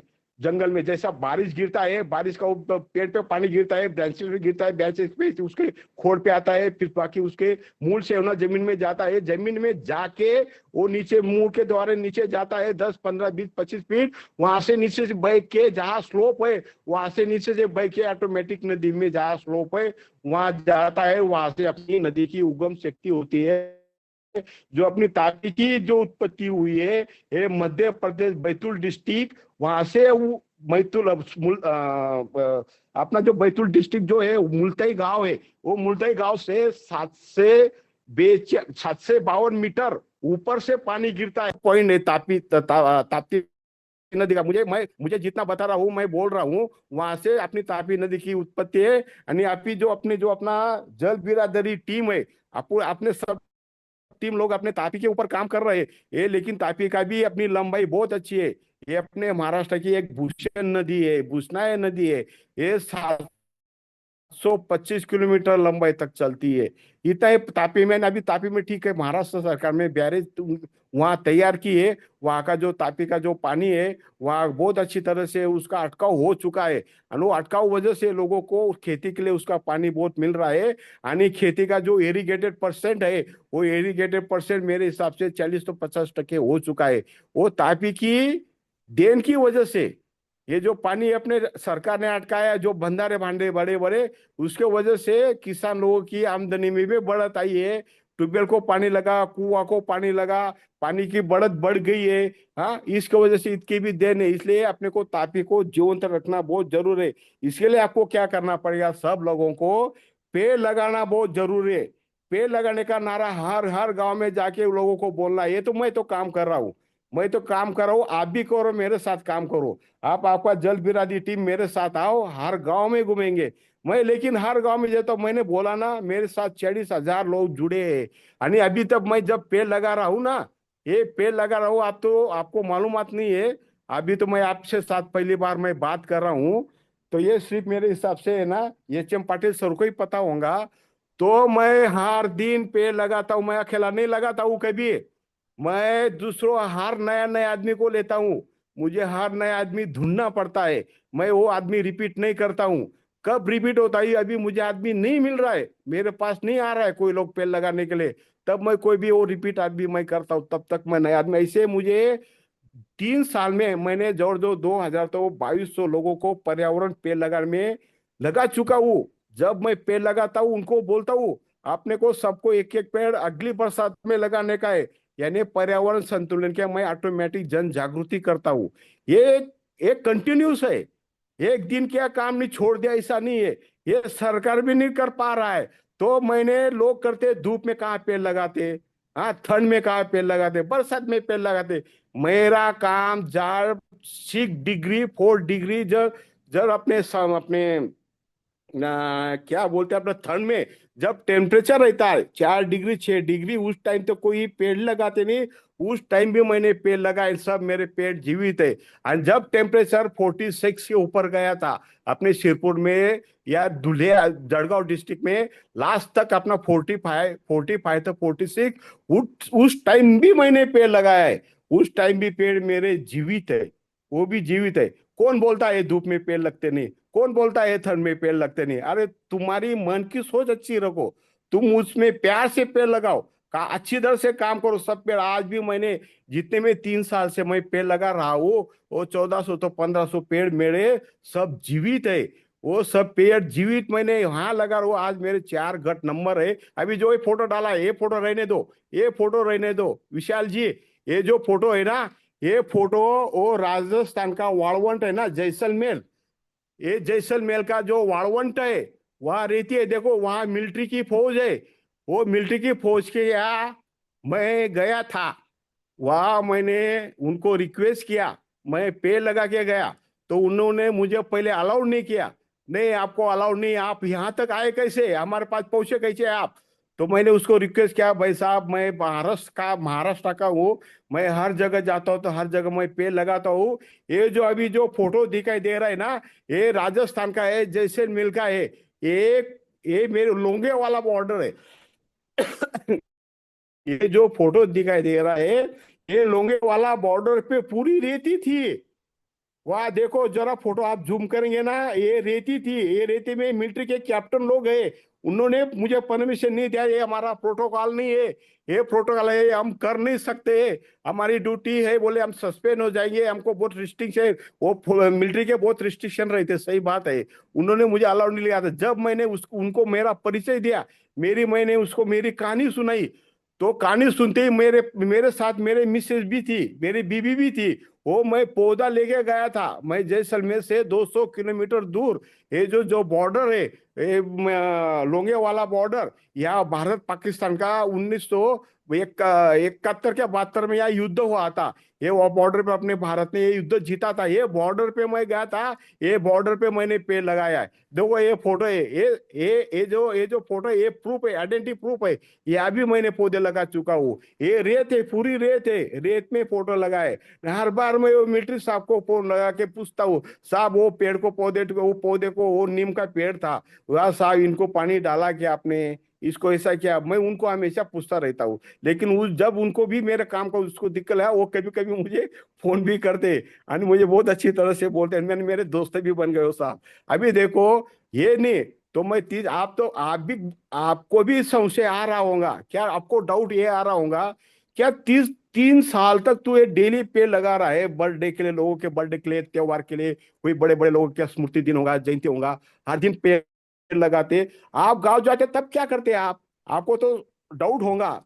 देखो उस दिन भी मैंने छोड़ा नहीं, उस दिन तो जहां गांव में जाऊंगा, कौन से भी गांव में जाऊं, मेरे हिसाब से 10 स्टेट में, 10 राज्य में मैंने पेड़ लगाया है। 10 राज्य, आसाम में लगाया, त्रिपुरा में लगा रहा है, मिजोरम जो लास्ट वाला बॉर्डर मिजोरम नहीं है, वो वहाँ ये वो स्टेट में लगाया मैंने। मैंने कर्नाटक में लगाया, मैंने तमिलनाडु में लगाया, मैंने गुजरात में लगाया, मैंने राजस्थान में लगाया, मैंने एमपी में लगाया, मैंने महाराष्ट्र में। ऐसे मेरे हिसाब से 10 राज्य में मैंने पौधे लगाओ को मैं जाता हूँ ना, वहाँ मैं पौधे, क्योंकि मेरा डेली काम है। मैंने तय करवा लिया कि अपने को डेली पौधा लगाने का है। वो स्टेट पे जाके मैंने पौधा लगाए और समझ लो, जग मुझे जगह नहीं मिली, मुझे पौधा नहीं मिला, तो मेरे खेत में मेरे जो लोग है, मेरे जो कलीग है, वो जाके वो पौधे लगाते हैं। वो पौधा मैं बर्थडे के लिए सेलिब्रेट करता हूँ। देखो बताओ मुझे कितना सातत्य है मेरा, 3 साल तक पौधा लगाना आसान है क्या? आप विचार करो। हाँ बहुत इंपॉर्टेंट है ये। मैं नहीं बोलता रहा हूँ, ये जो है ना, बहुत गर्व की बात है। 3 साल में, तो मैं ये काम तो मैं 30 साल से कर रहा हूँ, लेकिन 3 साल तक डेली पौधा लगाने का वो काम तो मैं बरसात में, नहीं तो फिर ठंड में करता था। लेकिन अभी 3 साल से डेली पौधा लगा रहा हूँ। ये भी राजस्थान का है। ये राजस्थान, ये जो पौधा है ना, ये भी राजस्थान का है। यहाँ अभी रेती थी, वो अभी मैंने पौधा लगा क्या, मैं 3 दिन था ना, 3 दिन मैंने छोड़ा नहीं था। देखो अभी यहाँ भी है ना, ये रेगिस्तान थे, रेगिस्तान में यहाँ भी एक पौधा लगा है, वो दूसरा दिन था या तीसरा दिन होगा। ये वहां भी मैंने पेड़ लगाए।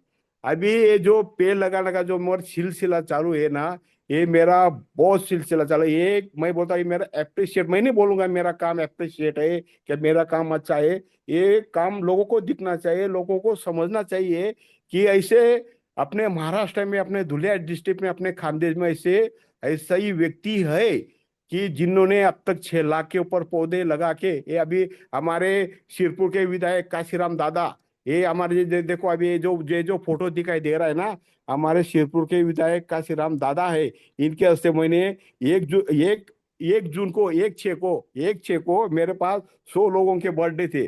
तो 100 लोगों के बर्थडे के लिए मैंने काशीराम दादा को बुलाया था, हमारे एमएल को, हमारे विधायक को, हमारे शिरपुर के। ये काशीराम दादा आए थे, ये जो फोटो दिखाई दे रहा है ना, उनके हस्ते मैंने 1 जून को मैंने पौधा लगाया था। वो भी बहुत मेरे पौधे देख के खुश हुए। लेकिन ये मेरा जो सिलसिला चालू है, ये बहुत गौरव की बात है, ये प्रेरणा लेने की बात है। ये मेरा काम, Vishal ji, H M. Patil sir, Deshmukh sir, sarpanch ji, ये काम ये काम आप लोगों को बताओ, लोगों को बोलो, ये मेरा काम सिर्फ सीमित है, मेरे मुट्ठी तक है। ये इसका जन जागृति प्रभाव नहीं हुआ, मुझे प्रभावित करने का भी मुझे आइडिया नहीं, मैं करता भी नहीं हूँ। मैं लोगों के पास एडवर्टाइज करता नहीं, लोगों को मैं जाता नहीं, फुशारी करता नहीं, भाषणबाजी करता नहीं। मेरा मेरा काम चालू है, अकेला चला रहा, ऐसा मेरा काम का है। इसको जो अपने काम को जो प्रकाशित किया, बोलेंगे करेंगे तो ये सब देखेंगे तो नहीं है, ऐसे लोग करने वाले हैं। ऐसा काम सब लोगों ने किया ना, तो मैं बताता हूँ, इतना वृक्ष की लागत होगी, इतना वृक्ष डेवलपमेंट होगा, इतना हरियाली होगी, जंगल के जंगल निर्माण होंगे। मेरा तो सिरपुर तहसील तो 50% आदिवासी एरिया है। आदिवासी एरिया में मैंने पौधे बांटे हैं, उनकी हस्ते मैंने पौधे लगाए है। कितने पौधे दिया मैंने, ट्रैक्टर भर भर के मैंने पौधे दिया है। आदिवासी एरिया वहां के सरपंच आते थे और वो बोलते थे, वो मुझे ट्रैक्टर पर यानी 2,000, 1,500, 2,500, 1,000 पौधा देना मेरे लिए बहुत मामूली था। ये पौधा देना, मैं 5 लाख पौधे तैयार करता था मैं डेली। और वो पौधा यानी पैसे कमाने वाली नर्सरी नहीं थी, मेरी पौधशाला पैसा कमाने वाली नहीं थी। ये जो पीछे पीछे को, ये जो ये जो आपने फोटो बताया था, देखो मेरा सुनो, ये मेरे सबसे टीवी में आया था। ये आशिया बुक ऑफ रिकॉर्ड मिला था मुझे, वो आशिया बुक ऑफ रिकॉर्ड मिला था। ये जो अभी फोटो बताया था ना, हाँ हाँ हाँ, ये जो पता था, ये आशिया बुक ऑफ रिकॉर्ड मिला था मुझे। आशिया बुक है, वो टीवी पे न्यूज आई थी, वो वो न्यूज पे मुझे आशिया बुक ऑफ रिकॉर्ड था। ये जो मैं क्या बोल रहा, मैं तो बात भूल गया मैं क्या बोल रहा था। ये ये आदिवासी एरिया में भी मैंने बहुत बड़ा काम किया है। वहां के लोगों को मैंने ट्रैक्टर भर भर के आए, देखो ये इंडिया बुक ऑफ रिकॉर्ड, ये भी टीवी पे आया था। ये भी प्रोग्राम मेरा टीवी पे आया था। अभी जो बताया सर विशाल जी ने, वो बताओ पीछे बताओ, जो अपना India TV, India India book of record, ये मुझे पता नहीं था इंडिया बुक ऑफ रिकॉर्ड क्या रहता है, एशिया बुक ऑफ रिकॉर्ड क्या रहता है। ये जैसे मैं काम करता चला गया ना, वैसे वैसे मुझे समझने लगा कि यार भाई इसमें ऐसा में होता है, इसमें ऐसा होता है, इसमें मिलता है। वो सब मैं खुद नहीं गया, ये सब सरकार के इंतजाम मेरे पास आई है। मैं खुद पुरस्कार के पीछे लगा ही नहीं। मेरा काम चलता ही है, चल ही रहा है।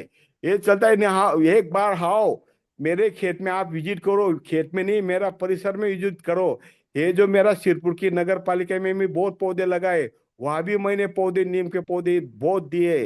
हाँ, वो मेरे नर्सरी से दे, मैंने बोला ना, मैंने 30 साल में 80 लाख पौधे तैयार किए मेरी पौधशाला में। 80 लाख पौधे तैयार करके 5.25 लाख पौधा मैंने फ्री ऑफ कॉस्ट बांटा है। मुझे बताओ कि मैंने लोगों से लाखों पौधे लगवाए, उनके पौधे भी जीते। मेरे सिरपुर तहसील में जितने साग के पेड़, बादाम के पेड़, यूकेलिप्टस के पेड़, बांस के पेड़ दिखाई देंगे ना, तो मेरे हैं। मैंने दिए हुए हैं। बामेड़ पे होगा, खेत में होगा, कि मुझे खुशियां होती है। मैं जब जाता हूँ वहां देखने के लिए, जब जीवित रहता था, मुझे बहुत खुशी है, देखो मेरे पेड़। तो आदमी को उसका काम का बहुत आनंद मिलता है। मेरा कहने का ये है, पर्यावरण संतुलन के लिए पौधा लगाना बहुत जरूरी है। क्यों जरूरी है मैं बताता हूँ। साइंटिस्ट के अनुसार, मैं एक पौधा जहाँ 1,000 मिलीमीटर बारिश होती है, तो एक वो जो बड़ा पौधा है जिसको 5 साल हो चुका है, वो साइंटिस्ट क्या बोलते हैं, उनकी गणना है कि एक साल में जहाँ 1,000 मिलीमीटर बारिश होती है, वहाँ एक पौधा जमीन में 40,000 लीटर पानी जमीन में संवर्धन करता है, जमीन में डालता है। हाँ, तो जो मेरा बांस का पेड़ है, वो बांस का पेड़ अभी मेरा 4 साल के हो चुके हैं। मेरे साथ में तो बहुत पेड़ थे, लेकिन मैं बांस की आप कैलकुलेशन कर रहा हूँ। आज भी मेरा आज भी मेरा बांस का बहुत बड़े बड़े पेड़ है। आज भी मेरी आज शिरपुर तहसील में सरासरी इन एन एवरेज 700 मिलीमीटर की बारिश होती है। ये 700 मिलीमीटर बारिश में मेरे एक पेड़ 25,000 लीटर, 26,000 लीटर जमीन में पानी मुराते, जमीन के नीचे डालते। लेकिन बांस की जड़ ऐसी ऐसी कॉम्पैक्ट रहती है कि मिट्टी को पकड़ के रखती है। यानी जल संवर्धन के लिए बहुत अच्छा पेड़ है बांस का। मैंने बांस का पेड़ क्यों चुना हूं कि मैंने सब तरीके के मैंने पेड़ लगा चुका हूँ। जितने एग्रो फॉरेस्ट्री है, सब एग्रो फॉरेस्ट्री मैंने 32 साल में मेरी उम्र में लगा के पैसे कमा के मैं लास्ट में बांस पे आया।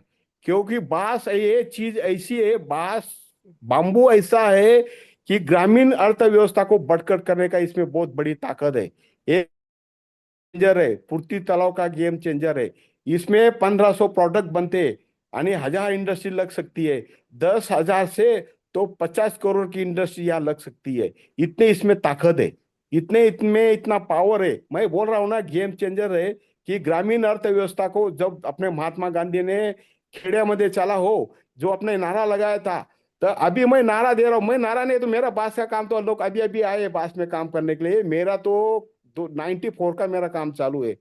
ये बांस में ऐसी ताकत है, इतना गेम चेंजर है, इतना गेम मॉडल है कि ग्रामीण अर्थव्यवस्था ग्रामीण में ही रहेंगी। उसको काम मिलेगा, धंधे करेंगे, बिजनेस डालेंगे, बहुत बड़ा काम मिलेगा बांस में। लेकिन उसको गवर्नमेंट ने बहुत करना चाहिए, गवर्नमेंट ने इंटरेस्ट लेना चाहिए। यानी बांस ऐसी चीज है, ये ग्रीनरी निर्माण करने के लिए एक बहुत बड़ा गेम चेंजर है। क्योंकि आज अपने पास ग्रीनरी नहीं है, अपने पास जंगल नहीं है, लेकिन बांस तो ऐसा है कि बारिश भी कमी हुई है तो बांस मरता नहीं है, बांस रहता है, जीवित ही रहता है। तो बांस की खेती करेंगे, पैसा ही मिलेगा, यानी पर्यावरण संतुलन का काम भी बहुत अच्छा होगा। आपने मैंने बताया था कि मेरे यहाँ शिरपुर तहसील में 700 मिलीमीटर बारिश होती है। ये 700 मीटर मेरा एक बांस का पेड़ लगभग 25,000 लीटर पानी जमीन में गिरा पहुंचा था नीचे। आणि अभी मेरे पास 32,000 बांस के पेड़ है। 32,000 इंटू 25,000, आप कैलकुलेशन करो कितने करोड़ होते हैं, बाद में करने का, कैलकुलेटर बाद में लेने का। 25,000 लीटर इंटू 32,000 पेड़, 32,000 पेड़, कैलकुलेशन करना। जितना लीटर होगा उतना लीटर बनाने के लिए सरकार को 300 तो 400 एकड़ की जमीन लगेगी, यानी सरकार को 70 तो 80 करोड़ रुपए खर्च आएगा। मुझे बताओ, जमीन भी जाएगी, शासन का पैसा भी जाएगा। 70-80 करोड़ मैंने बताया, कम बताया मैंने? ये तो मेरे बेजे तो 100 करोड़ के ऊपर ही जाएगा। यानी वो काम मैंने किया, वो काम किया मैंने। मैंने कोई एक शासन का 1 रुपये, ये मेरे इतना पानी जमीन में डाल रहा हूँ। यानी जैव विविधता, मैंने वातावरण इतना शुद्ध है, इतना इतना जो इतना क्या बोलते हैं इसका, ठंडा रहता है, इतना गारवा रहता है। आज भी जाएंगे तो आज भी अपने हमारे शिरपुर तहसील में 43 डिग्री टेम्परेचर था। आज मैं सवेरे, आज मैं गया था, आज दोपहर को मैंने पौधा लगाया, तब इतनी धूप थी, 43 डिग्री सेंटीग्रेड टेम्परेचर था। जब हम मैं बांस के नीचे बैठा ना, तब टेम्परेचर 10 सेंटीग्रेड कम होता है, 10 सेंटीग्रेड। आणि ठंड में 5 सेंटीग्रेड टेम्परेचर बढ़ता है। इतने बांस में ताकत है। यानी ग्रीनरी निर्माण करने के लिए बांस बहुत अच्छा सोर्स है। यानी बांस जमीन में पानी बहुत बहुत, यानी मिट्टी को मिट्टी को क्या धूप करने के लिए बहुत रोकता है। मिट्टी का एक कण भी नहीं बहने देता बांस। बांस को मिट्टी जड़ाव ऐसा पकड़ के रखता है, मिट्टी के एक कण बह के जब बह के नहीं जाएगी। मैं आपको बता रहा हूं, सुनो अच्छी तरह से। मेरे खेत में 50 मिलीमीटर पानी गिरा तो मेरे खेत में पानी बह के जाता नहीं, वो पूरा क्या पूरा पानी जमीन में सूख जाता है। अब तक मैंने बहुत अनुभव लिया, जब 50 मिलीमीटर के ऊपर पानी गिरा, सब मेड़ फोड़ डालते, सबके सब मेड़ मेड़ फोड़ के पानी निकल जाता है, यानी छोटे मोटे नाले में पानी बह के चल चलता है, खेत में से पानी निकलता है। अब तक मुझे ऐसा अनुभव आया है, तो मेरे खेत में अब तक पानी बह के गया नहीं। मेरे खेत में पूरा के पूरा पानी गिरा। मैं आपको ये भी दूसरा एक उदाहरण दे रहा हूँ। जब बांस नहीं लगाया था, वो खेत में मेरे साग का प्लांटेशन था। साग का प्लांटेशन में मेरा 22 साल रह चुका। आज भी मेरी ट्यूबवेल 260 फीट पे चालू है। हमारे यहाँ ट्यूबवेल का पानी 450 फीट पे लगता था। आज भी मेरी ट्यूबवेल, जब मेरे साग का प्लांटेशन तब से तब में आज भी मेरी ट्यूबवेल चालू है। लोगों ने ट्यूबवेल के पाइप निकाल निकाल के चालू, यानी 40-40 पाइप, यानी 400-400 फीट पानी अभी धूप में लोगों ने डाला है। तब मैंने एक पाइप मैंने निकाला नहीं है। अभी मेरे 240-260 फीट पे मेरा बोर चालू है, मेरा ट्यूबवेल चालू है। ये किसका उदाहरण है? हाँ, एक किस वजह से? जो मेरा जो पानी ऊपर ऊपर से जो बरसात में पानी गिरता है, वो पानी पूरा क्या पूरा मेरे खेत में गिर रहा है, पूरा क्या पूरा मेरे खेत के नीचे जा रहा है। वो पूरा क्या पूरा पानी मेरे जमीन के नीचे बह के कहीं भी जा रहा होगा, लेकिन पानी की मेरी डेट बड़ी है। यानी मेरी बहुत खेती भी बहुत जैव विविधता बहुत अच्छी तरी हुई है। अरे मुझे जब पैसे वो पक्ष, मैंने पीछे बोला पक्ष का किलबिलाट, हाँ, वो पिकॉक मोर आए, हाँ, कितने आते, कितना बढ़िया लगता है। मेरी उम्र बढ़ रही है, हाँ, मुझे बहुत आनंद लगता है, बहुत खुशी रहता है। आनंद से मैं काम कर रहा हूँ। सब पर्यावरण संतुलन का सब लोगों ने काम आनंद से स्वीकार करना चाहिए। जैसे अपने देशमुख साहब ने पानी का काम बता, पानी का भी बहुत काम करना है। पानी के भी मैंने अभी पानी का विषय बोल रहा हूँ मैं। पानी का मैंने 30 साल से जैन इरिगेशन से ड्रिप से माध्यम से किसानों के घर जा जाके बूंद बूंद प्रणाली समझा के, अभी 10 साल 5 साल पहले किसान जागरूक हुए। पहले 30 साल पहले किसान जैसी कंपनी में जैन का प्रोडक्ट चालू किया, वैसा ही मैंने जैन की डीलरशिप ली। तब से मैंने सिरपुर तहसील हो क्या दुलिया डिस्ट्रिक्ट हो, वहां हर गांव में जाके मैं एडवर्टाइज करता था ड्रिप की, जैन की बूंद बूंद प्रणाली की। बूंद बूंद प्रणाली से पानी दो, पानी की बचत होगी, इलेक्ट्रिक की बचत होती, मैन पावर की बचत होंगी। ऐसे मैं हमेशा मैं कार्यक्रम लेता था, लोगों को समझाता था, अवेयरनेस करता था, यानी लोगों से पानी का बहुत अच्छा काम किया मैंने, पानी को भी बहुत रोकाव किया मैंने, पानी अटकाने का भी काम किया। वो तो ड्रिप का ही काम किया, मेरे पास में नाला बंदी करके, कभी फॉरेस्ट वन अपने सामाजिक वनीकरण के साथ के साथ जाके वनराई बंधारे बांधे मैंने। हाँ, अपने नाले पे यहाँ पे गैबिन डैम बांधे। हाँ, मेरे छोटे छोटे नाले पे पत्थर डाल डाल के, जाली में डाल डाल के वो गैबिन बैंड डाले, वो भी मैंने किया है। उसको भी मैंने बहुत जोर किया है। प्लास्टिक संवर्धन का काम किया है। जो वेस्टेज प्लास्टिक है, वो प्लास्टिक मैं प्लास्टिक बैग बॉटल में भर भर के वो भी मैं काम कर रहा हूँ। यानी मैं पर्यावरण संतुलन के बहुत बड़ा योगदान का काम कर रहा हूँ। अभी ठीक है, मुझे पहली बार वेबिनार में बोलने का मुझे चांस मिला है। वो जो मैं बता रहा हूँ, मैं तो एच एम पाटिल सर को धन्यवाद देता हूँ कि जिन्होंने मेरा नाम सुझाव किया है। वो मुझे बोलने का चांस है, यानी मेरा काम बताने का मुझे आपको टाइम मिला है। तो एक काम मेरा, संकुल जी की मेरी 2 साल पहले मुलाकात हुई थी। अपने RSS से राकेश जैन जी आए थे। उस टाइम जलगांव में कार्यक्रम हुआ था, तो विशाल विशाल जी मिले थे, विशाल संकुल जी मिले थे। उस टाइम मुझे विशाल जी ने बताया था कि आप जितने आपने काम करे हो मुझे फोटो डालो, आप वेबिनार में ज्वाइन हो। तब मैंने क्या है किया, मैंने वो मन पे नहीं लिया। यानी मुझे क्या करना है, मुझे जाहिरात करना है, एडवर्टाइज करना है, ये लोगों को बताना है, ये मुझे अच्छा नहीं लगता है। मुझे ऐसा लगता है पहले अपने काम करो, अपना प्रयोग ऐसे लोगों को बताओ। हाँ, तो लोगों के बाद फिर ऑटोमेटिक वो 10 लोगों को समझेगा। तो वैसा मैंने मॉडल बनाया है, मेरे एरिया का ही मॉडल बनाया है, मैंने तहसील का ही मॉडल बनाया है। एक तहसील में मेरे एक वृक्ष मित्र की एक पहचान है। कोई भी बोलेगा, छोटे बच्चे को हो गया, बड़े बुजुर्गों को के सिरपुर में वृक्ष मित्र कौन है, कोई भी बता देगा कि, लेकिन इतने काम में मैंने जोक दिया है। वैसे काम लोगों ने पानी संवर्धन के लिए, रेन वाटर हार्वेस्टिंग के लिए, अभी मैं बोल रहा हूँ, जब देशमुख साहब बोले ना, तो मैं बोल रहा हूँ इसका महाराष्ट्र सरकार ने ऐसा सर्कुलर निकालना चाहिए, जो रेन वाटर हार्वेस्टिंग करेगा उसको मकान बनने की परमिशन मिलेगी। जो मकान के आजू बाजू में 10 पेड़ लगाएंगे, 5 पेड़ लगाएंगे, उसको भी परमिशन मिलेंगे। ऐसा कानून कायदा रूल्स रेगुलेशन लाना ही चाहिए, तभी ये पेड़ों की पानी संवर्धन की समस्या बढ़ेगी, नहीं तो नहीं बढ़ेगी। अरे कोई बिंदास लोग जा रहे, कोई काम नहीं कर रहे, लोग सब सोए हुए हैं, उनको उठाने का है, जगाने का है, बहुत बड़ा काम करना है। सरकार ने भी उसमें बहुत दायित्व लेना चाहिए। सरकार ने दायित्व इसलिए लेना चाहिए, सरकार ने स्ट्रिक्ट रूल्स एंड रेगुलेशन करना चाहिए। चलो भाई, तुमको खेत में तुमको 1 एकड़ कोई भी पेड़ का प्लांटेशन करना चाहिए, तुमको 500 ट्री प्लांटेशन करना चाहिए, तभी आपको गवर्नमेंट जॉब मिलेगा। तभी आपको एक कैटेगरी देना चाहिए, जैसी SC कैटेगरी है, NT कैटेगरी है, OBC है, जनरल है।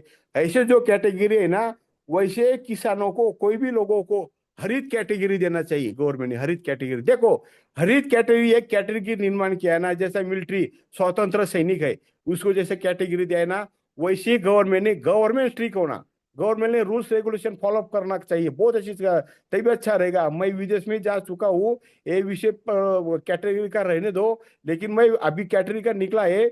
मैं विदेश में गया था, मैं पीछे कनाडा में गया था 10 महीने पहले। मैं कनाडा में मैंने देखे, वहाँ के वृक्ष देखे, वहाँ का पर्यावरण देखा, वहाँ का पानी का। अरे क्या है, क्या देश है, क्या क्या क्या फॉरेनर है, हाँ क्या कंट्री है। अरे देखो कितने पेड़ है, वहां के लोग कितने जागरूक है, लेकिन वहां मालूम है क्या है, वहां के बहुत रूल स्ट्रिक्ट है। कोई गलत काम नहीं कर सकता है, कोई वृक्ष तोड़ नहीं कर सकता है, कंपलसरी है, पेड़ लगाना कंपलसरी है। घर बांधेंगे तो तुमको पेड़ लगाना है ना, उसके साथ भी दूसरी जगह पेड़ लगाना है। उसके ऊपर बहुत उन्होंने फोकस किया है। इसलिए उनका पर्यावरण, पेड़, बहुत ग्रीनरी है, बहुत अच्छा है, वातावरण बहुत अच्छा है, बहुत अच्छा है। वो क्यों, रूल्स रेगुलेशन स्ट्रिक्ट होना। मैं बताता हूँ, जैसे कनाडा की जैसा, न्यूजीलैंड की जैसा, ऑस्ट्रेलिया जैसा, USA जैसा करने के लिए अपने को 100 साल लगेंगे। वो 100 साल नहीं बढ़ रहा, वो जब भारत के हर नागरिक 100 करोड़ लोग जब मन पे लिया सब लोगों ने, तभी ग्रीनरी होंगी, नहीं तो ग्रीनरी नहीं होंगी। मैं बता रहा हूँ ये काम करना बहुत जरूरी है। पर्यावरण संतुलन, नहीं तो अपनी अगली पीढ़ी रहने वाली नहीं है। अपने अगले आने वाली पीढ़ी है ना, वो अपने को बहुत श्राप देने वाली है। हमारे पूर्वज ने हमारे लिए कुछ करके गए नहीं है। तब तब मैं बोलता हूँ ऐसे अकाल आएंगी, बाढ़ आएंगी। हाँ, जो टेम्परेचर बढ़ेगा, टेम्परेचर बढ़ने के लिए जब बर्फ आच्छादित प्रदेश है, वो बर्फ वहां के वितरेंगे, आने वो उसके वो पानी गिरेगा, उसका पानी होगा। वो पानी की वजह से समुद्र की पातड़ी बढ़ेगी। वो समुद्र के किनारे के जितने भी गांव है, जितने भी बेट है, वो सब डूबित हो जाएंगे। बहुत अनर्थ हो जाएगा। इसलिए अभी सब नागरिक ने जागरूक रहना चाहिए। जागरूक लगा के पेड़ लगना चाहिए। जागरूक लगा के बहुत ही सबसे बड़ा काम है। मैं बोलता हूँ सब काम आप बाजू को छोड़ दो, सब काम छोड़ दो कि लेकिन पेड़ के पीछे भागो। पेड़ लगाना करो, हर आदमी ने पेड़ लगाना काम करना चाहिए। उसके ऊपर मुड़े, अरे क्या 16% जंगल है। पर्यावरण संतुलन के 33% जंगल की जरूरत है। सिर्फ अपने पास कितना है? 16% जंगल। क्या जंगल है क्या? वो भी कौन सा जंगल? विरल है वो, ऐसे डेंस डेंस फॉरेस्ट नहीं है। डेंस फॉरेस्ट नहीं है वो, यानी क्या बोला जाता है, विरल जो बोला जाता है ना, वो ऐसा जंगल है। ऐसा डेंस फॉरेस्ट होना चाहिए। जो अभी मेरा देखो, मेरा बांस का प्लांटेशन, मेरा जो जो भी जितना भी प्लांटेशन था डेंस फॉरेस्ट, डेंस फॉरेस्ट था। यानी घनदाट जंगल होना चाहिए। कि ऐसे जंगल निर्माण कर चाहिए, यानी मानव निर्मित जंगल होना चाहिए। मैंने तो जंगल के जंगल निर्माण करवा दिया। मुझे लोग बोलते मैन मेड फॉरेस्ट। मुझे लोग क्या बोलते? मैन मेड फॉरेस्ट हो, यानी जंगल ही निर्माण किया है। आप जाओ मेरे जरा घूमो, मेरे यहाँ घूमो, सही में विजिट दो आप। मैं बोलता हूँ जल बिरादारी टीम जो भी हो, जितनी भी लोग हैं, सब आओ, देखो। हाँ, हनी मेरा काम देखो। मेरा काम देख के समझो कि नहीं भाई, ये खरी ये आपके लिए क्या काम किया है। लेकिन अपने को सब लोगों को जागरूक होके पर्यावरण में काम करना बहुत जरूरी है। और वो अपने करना ही चाहिए। क्योंकि पर्यावरण संतुलन इतना बिगड़ गया है। मैंने बताया आपको कि आगे इतना टेम्परेचर बढ़ेगा। अपना टेम्परेचर 46 तक जाता है। कभी कभी राजस्थान में 50 तक जाता है। मैं चूरू डिस्ट्रिक्ट में गया था, शादी में गया था। चूरू का टेम्परेचर में बाहर रह ही नहीं सकते, वहां के कूलर नहीं चलते, एसी नहीं चलते, बाहर रह ही नहीं सकते। ऐसा टेम्परेचर 49, उस टाइम टेम्परेचर 40 तो 49 था। वहां तक टेम्परेचर 50 चूरू चूरू डिस्ट्रिक्ट में जाता है राजस्थान में। आणि जब ठंड रहती है, ठंड के टाइम भी मैं गया था, ठंड के टाइम वहां -2 डिग्री टेम्परेचर था। वो डिस्ट्रिक्ट था राजस्थान में, सीकर सीकर डिस्ट्रिक्ट था। वो सीकर डिस्ट्रिक्ट में ठंड में मैं गया था। आणि धूप में मैं सूरत डिस्ट्रिक्ट में, क्यों?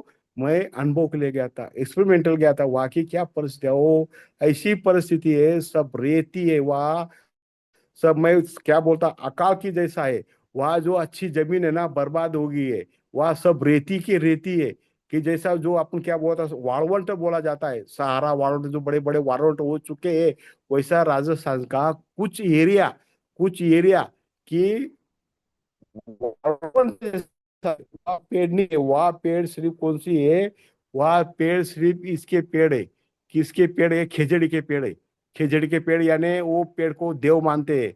वो खेजड़ी के पेड़ का, वो जानवर को उसका चारा बहुत अच्छा रहता है। यानी वो चारा के वजह से जानवर दूध अच्छे तरह से देते हैं। वही खेजड़ी के पेड़ है। मुझे नीम का पेड़ वहां दिखा नहीं, मारा कोई आम का पेड़ दिखा नहीं, कोई पेड़ दिखा नहीं। अभी मुझे बताओ, वहां की जनता, वहां की अभी इस उम्र की जनता क्या श्राप दे रही है वो पूर्वज लोगों को, कि सब वाड़वंट करवा दिया है। वहां के लोग जागरूक नहीं हुए। हाँ, वहां के वहां क्या रेती है, क्या जंगल, क्या टेम्परेचर है। मुझे बताओ, ऐसी कंडीशन अपने यहाँ भी आ रही है, होने वाली है, हो रही है। सब जैसा पानी गिरता है, सब पानी में अपने जमीन के एनपी के घटक, जो अपनी जमीन के क्षार है, वो सब बह के चले जाते हैं। हाँ, क्यों गिरता है? कि एट ए टाइम अभी 40 40 30 30 25 25, हाँ, वैसा मिलीमीटर पानी गिरने लगा है। कभी कभी 70 मिलीमीटर पानी गिरता, कभी कभी 100 मिलीमीटर पानी गिरता। क्यों गिरता है? पर्यावरण ही ठीक ही नहीं है। हाँ, इतनी धूप गिर रही है, धूप की वजह से मालूम है क्या? हाँ, कितना टेम्परेचर बढ़ रहा है। मुझे बताओ, ये टेम्परेचर लगे को कई लोग, अकाल लोगों का मृत्यु हो रहा है। कितने लोग मर चुके हैं, मोती बिंदु हो गए, स्किन डिसीज हो रहे हैं। हाँ। हाँ। और मैं बताता रहा वो, अपना पर्यावरण संतुलन नहीं, बहुत इंपॉर्टेंट न्यूज बता रहा हूँ मैं, बहुत अच्छा न्यूज बता रहा हूँ। अपने भारत का खेती का उत्पादन 19% घट गया है। किस वजह से घटा है? पर्यावरण ठीक नहीं है, इस वजह से। पर्यावरण संतुलन नहीं, इस वजह से 19% अपना खेती का उत्पन्न बूढ़ रहा है। खेती में फसल अच्छी तरह से नहीं आ रही है, धूप में फसल अच्छी तरह से आती नहीं है, बारिश में भी अच्छी तरह से कभी कभी ज्यादा भी होता फसल आती नहीं है। जब मुझे बताओ किसान कैसा टिकेगा, किसान को कैसी आमदनी मिलेगी जब 19% इधर जा रही है, मजदूर नहीं मिल रही है, मजदूर की वजह किसानों लोगों का बहुत नुकसान हो रहा है। पर्यावरण संतुलन के लिए किसानों का बहुत नुकसान हो रहा है। किसानों के पास कैसी आमदनी आएंगी? किसान गरीब होते ही जाएंगे, कैसे श्रीमंत होंगे? कर्ज बाजार होते जाएंगे, आत्महत्या करेंगे। ये सब पर्यावरण का धोरण है, पर्यावरण के वजह से सब हो रहा है। बहुत ज्वलंत प्रश्न है पेड़ लगाना, पर्यावरण संतुलन करने का। पर्यावरण मई पर्यावरण की बात किया तो उसको बहुत बड़ा विषय है, बहुत बड़ा है। पर्यावरण बोला तो मैं क्या बताऊं आपको, सवोताल का परिसर, यानी मृदावरण, जलावरण, वातावरण, ये तीनों मिलके एक जीवावरण तैयार होता है। मृदावरण, जलावरण, वातावरण, जीवावरण, इन वजह से इनका जो सृष्टिवर, सजीव की सृष्टि जो का परिणाम होता है, वो परिणाम को अपन पर्यावरण बोलते हैं। पर्यावरण का विषय निश्चित पेड़ लगाना एक नहीं है। तो पर्यावरण का विषय यानी जल, जंगल, जमीन, ये सब मिलके, प्लास्टिक हो जो भी होगा, वो सब बहुत बड़ा काम करना चाहिए। ये सब लोगों ने काम करना चाहिए। ये बहुत लोग, सब लोगों को काम करने की इसकी जरूरत है। हर लोग जब काम करेगा तभी अपना भारत देश, महाराष्ट्र सुजलाम सुफलाम होगा, तो नहीं होगा। ये ऐसे ही चलेगा, सिलसिला चलेगा, क्योंकि लोग, लोगों के पास पैसे नहीं आएंगे, काम धंधे नहीं करेंगे, फिर चोरी करेंगे, लूटमार करेंगे, खून खराबा करेंगे। हाँ, लोगों का एजुकेशन अच्छा नहीं होगा। अभी यंग जनरेशन अच्छी तरह से पढ़ाई कर, लेकिन पर्यावरण की एक ही तरफ देखो, एक ही तरफ अपना उद्योगपति का क्या बोलते, विक, विकसित डेवलपमेंट चालू है अच्छी तरह से।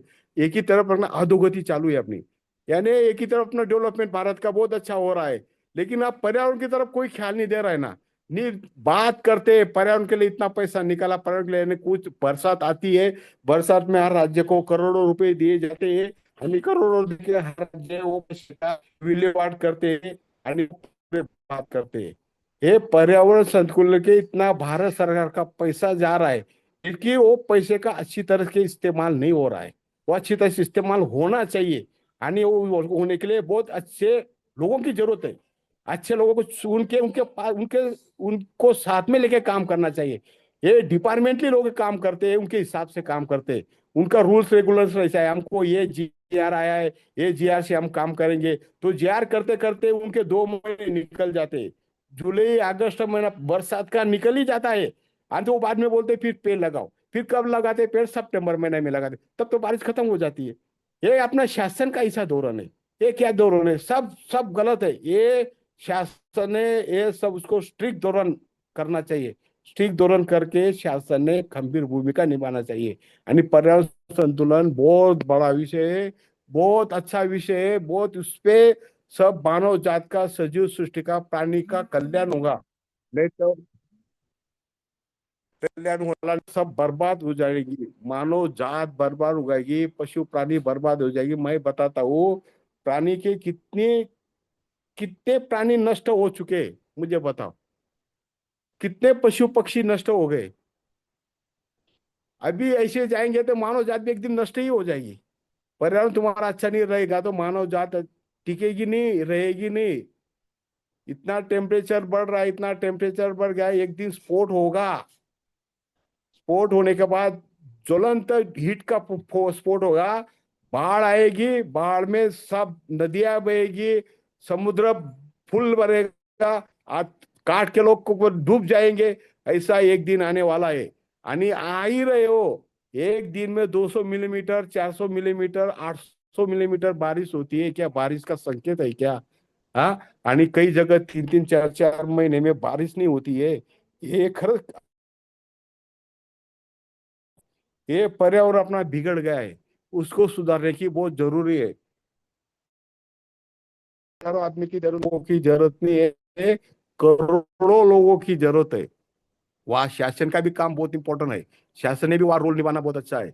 हाँ, सब लोगों का काम अच्छा है, प्रशासनिक यंत्रणा का भी काम उनको भी मन से तन मन धन से काम करना पड़ेगा।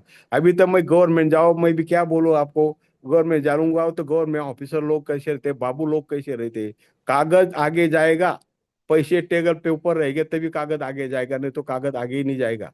मैं तो सामने बोल रहा हूँ, सही बात है, सबको अच्छा लगे रहा है, उसके बिना काम ही नहीं होते। 3-4 साल काम बिना पैसे नहीं होते। ऐसे करेगा तो कैसे ही काम होगा। सब लोगों ने जागरूक रहना चाहिए, जागरूक रह के काम करना चाहिए। जागरूक रह के काम करने का तभी देश बढ़ेगा आगे, तभी राज्य बढ़ेगा, गांव बढ़ेगा, गांव बढ़ेगा तो तहसील बढ़ता है, तहसील बढ़ेगा तो डिस्ट्रिक्ट बढ़ता है, डिस्ट्रिक्ट बढ़ेगा तो राज्य बढ़ेगा, राज्य बढ़ेगा तो देश में नाम निकलेगा, ग्रोथ बढ़ेगी। एक तो ठीक है, मोदी जी साहब है, अपनी ग्रोथ बढ़ रही है, अच्छी हो रही है। हाँ, उद्योग बहुत अच्छे ला रहे हैं, बहुत लोग उद्योग में जुड़ चुके हैं। हाँ, बहुत बहुत अच्छा काम हो रहा है, लेकिन एक तरफ पर्यावरण की तरफ भी ख्याल देना चाहिए। पर्यावरण ख्याल देंगे तो मैं बता दें आपको, 19% पर्यावरण अच्छा नहीं तो किसानों का नुकसान हो रहा है। 19% कंपलसरी है।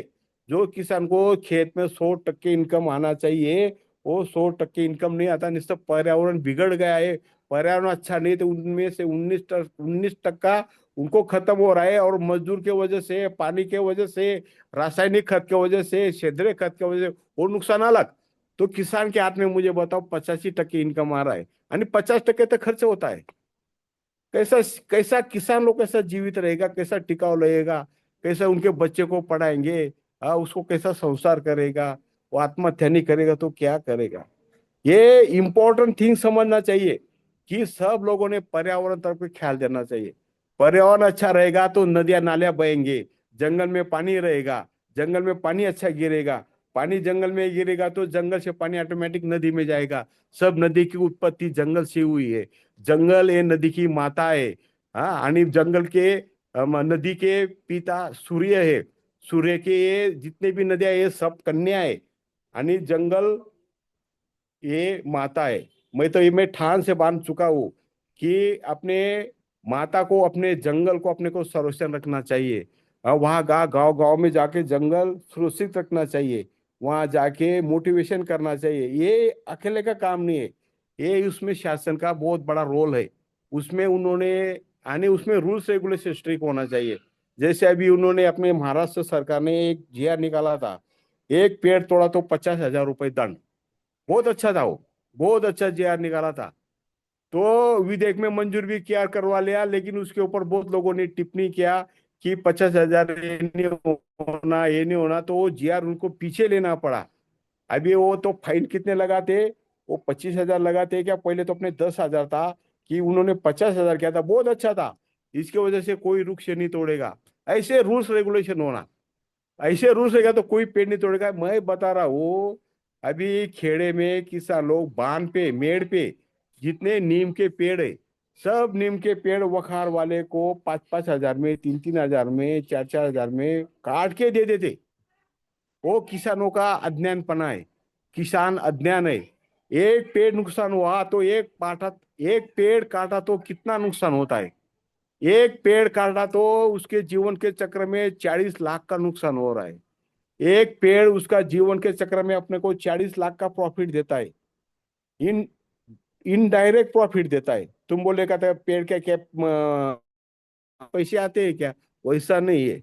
इन डायरेक्ट प्रॉफिट देता है। मैं बताता हूँ, तुम आपको ऑक्सीजन निर्माण करने के लिए, ऑक्सीजन परचेज करने के लिए अपने को लाखों रुपए मोजना पड़ेगा, कार्बन के लिए लाखों रुपए मोजना पड़ेगा। हाँ, फल के लिए फल के लिए आपको तो पौधे बहुत पैसे, माटी का रोकने के लिए, धूप, माटी की धूप होने के लिए उसको पैसे लगेंगे, यानी एयर कूलिंग के लिए पैसे लगे, यानी वो पेड़ की जो मूल्यांकन है वो पैसे में भी नहीं बताने जाते, इसका पेड़ का इतना इंपॉर्टेंट है। इतने पेड़ अपने को सेवा दे रही है।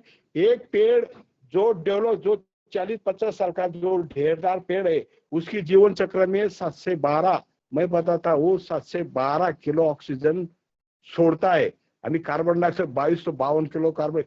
साइंटिस्ट के रूल से नियम से मैं बता रहा हूँ, 2252 किलो कार्बन डाइऑक्साइड शोषण करता है।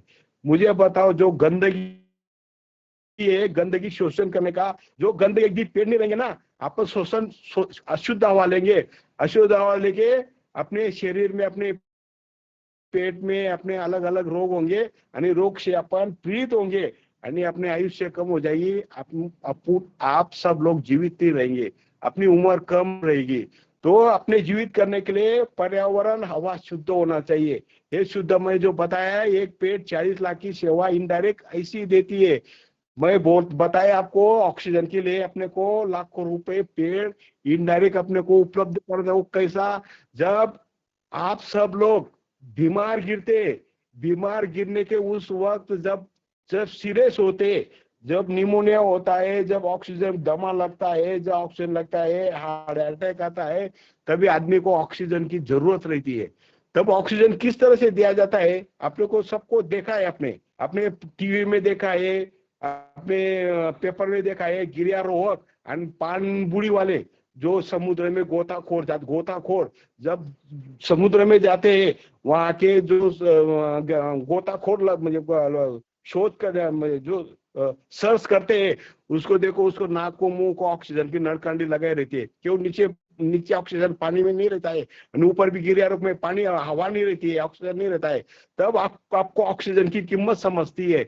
और जब आप सब लोग यानी जो लोग बीमार गिरते, वो जब बीमार गिरते, जब उसको जब ज्यादा जिसको ऑक्सीजन लगा है ना, डॉक्टर लोग लगाते, तब क्या बोलते? नहीं, वो अभी तबीयत सीरियस है।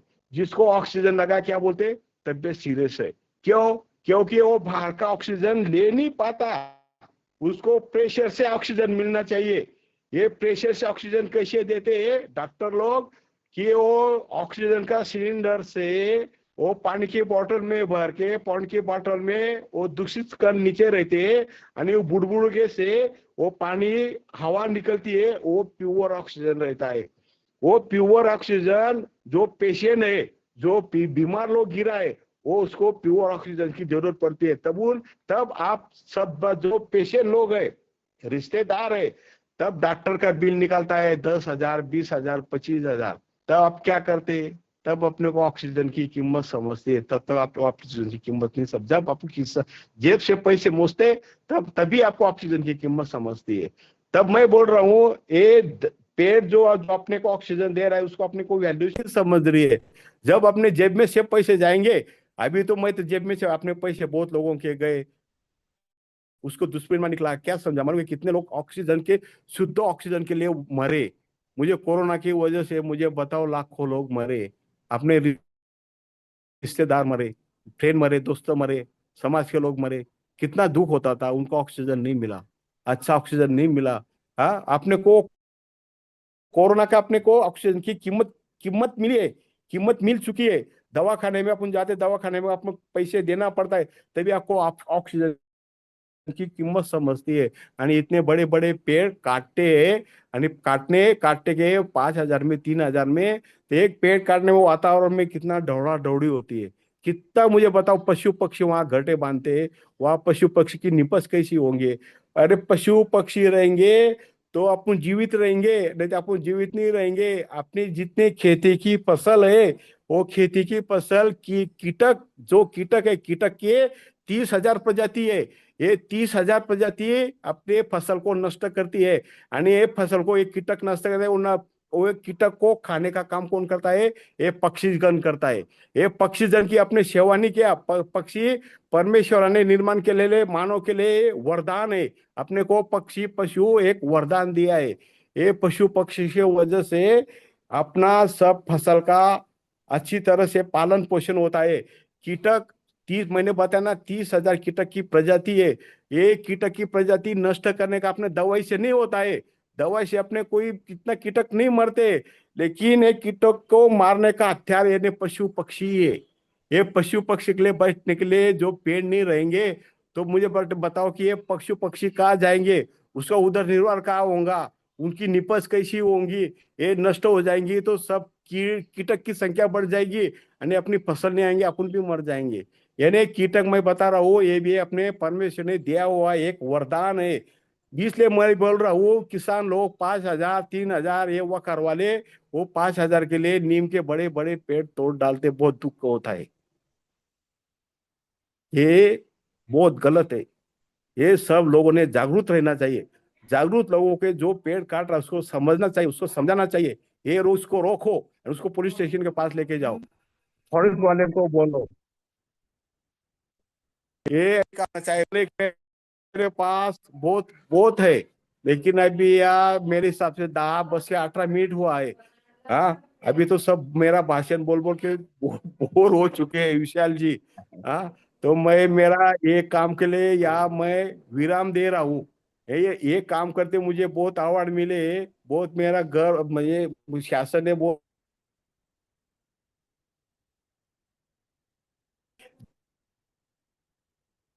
काम किया तो वो मिला है, लेकिन मैं उसके पीछे नहीं भागा हूँ मैं।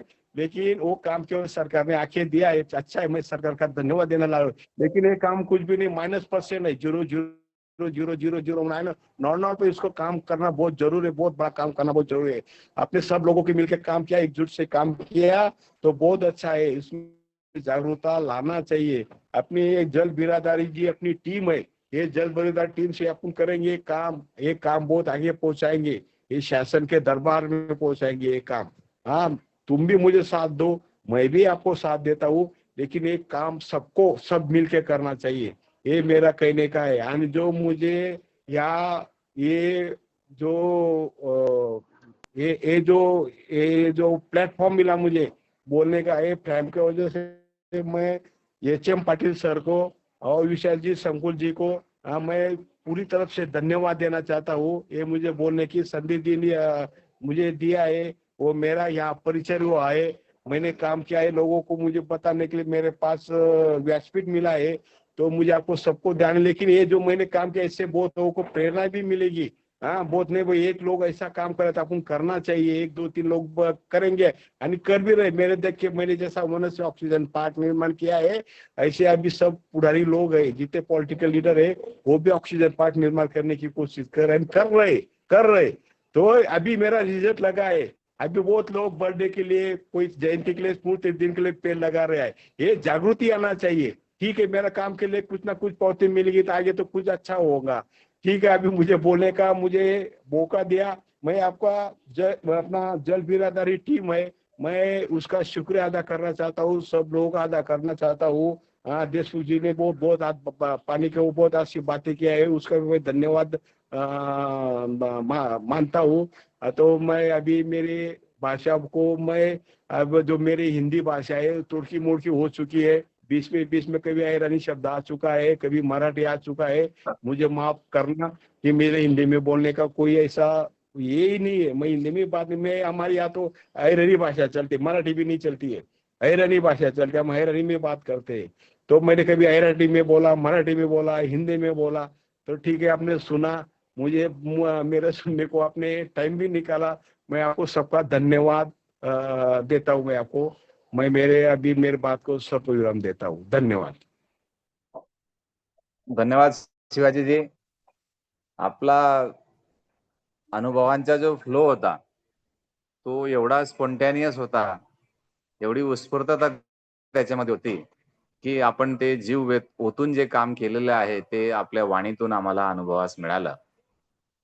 आणि असं म्हणतात की एक विचार असतो आणि त्या विचारासोबत असलेली जी कृती असते, ती कृती दृश्य स्वरूपामध्ये जेव्हा दिसायला लागते, तेव्हा निसर्ग अशा गोष्टी करून घेतो, ते भाग्य आपल्याला लाभलं आणि ते वाणीतून आम्हाला ऐकण्याचे भाग्य लाभलं। याबद्दल आम्ही आपले आभारी आहोत। आपण अल्पशा परिचयानंतर देखील आपण आमच्या वेबिनारमध्ये सहभागी झालात। आपले आणि देशमुख साहेबांचे दोघांचे आभार। आणि आता पुन्हा मी माईक सोपवतोय विशालजींकडे। आदरणीय विशालजी। धन्यवाद शिवाजी राजपूत सर, तुमचं जे कार्य आहे त्या 3 गोष्टी तर खूप प्रकर्षाने जाणवल्या की मागच्या 3 वर्षात तुम्ही रोज प्लांटेशन करताय। एक दुसरी गोष्ट की तुम्ही 10 राज्यात जाऊन प्लांटेशन केलं, आणि तिसरं की कंटिन्युअसली गेल्या 30 वर्ष झाले कुठलाही नोकरी न स्वीकारता निसर्गासाठी मला काय करता येईल यासाठी जे तुमची तळमळ आहे, निश्चितच हे अवॉर्ड तर तुमच्यासाठी खूप छोटी गोष्ट आहे, पण निसर्गच तुम्हाला भरभरून देतो जसं तुम्ही सांगितलं। की तो कोणत्या ना कोणत्या रूपात आपल्याला ऑक्सिजन असेल, अजून आपल्या प्रकृतीसाठी जी काही चांगली गोष्ट आहे. तुम्ही सांगितलं की तुम्ही खूप हेल्दी आहात, या वयात पण थकवा येत नाही. तर हे सगळे निसर्गाची देण आहे, ज्याच्यासाठी तुम्ही तुमचं तन, मन, धन, समय सगळं अर्पण केलं आणि आज इथपर्यंत पोहोचलाय. निश्चितच आम्ही या टीमचे फक्त एक रिप्रेझेंटेटिव्ह संपूर्ण टीमकडून तुमच्या ऋण व्यक्त करतो आणि आपण कायम संवादात राहूया. आणि तेच गरज आहे. जसं तुमचा संवाद हा निसर्गाशी आणि त्या वृक्षांशी आहे, तसं हा जो संवाद चालला आहे तापी नदीच्या ह्याच्यात, तर निश्चितच याचा उद्देश हाच आहे की अ, प्रत्येकाचा जो वेगवेगळा संवाद आहे, जसं तुम्ही आज वृक्षांबद्दल मांडलं, तसं जेवढे पण महानुभाव येतात त्यांचा प्रत्येकाचा संवाद हा त्यांच्याशी कार्याशी जुळलेला आहे. आणि त्यातनं निश्चितच आम्हालाच नाही, हे लाईव्ह बघणारे किंवा नंतर रेकॉर्डिंग बघणारे सगळ्यांनाच मिळत असतो. एवढं बोलून मी थांबतो. एक छोटीशी प्रार्थनेने आपण सांगता करूया. त्यापूर्वी तुम्हाला जर काही बोलायचं असेल तर निश्चितच बोला.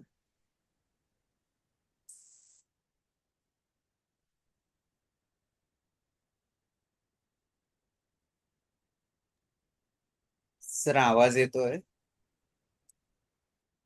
येतोय आपल्याला येतोय. एक छोटीशी प्रार्थनेने आपण सांगता करूया. सर्वे भवन्तु सुखिनः, सर्वे सन्तु निरामया, सर्वे भद्राणि पश्यन्तु, मा कश्चित् दुःखभाग् भवेत्. ओम शांती शांती शांती. खूप खूप धन्यवाद सर तुमचे. आणि आपण कायम संवादात राहूया. एवढं बोलून थँक्यू आपण आजच्या या कार्यक्रमाची सांगता करूया. थँक्यू. Thank you very much. धन्यवाद शिवाजी, धन्यवाद. थँक्यू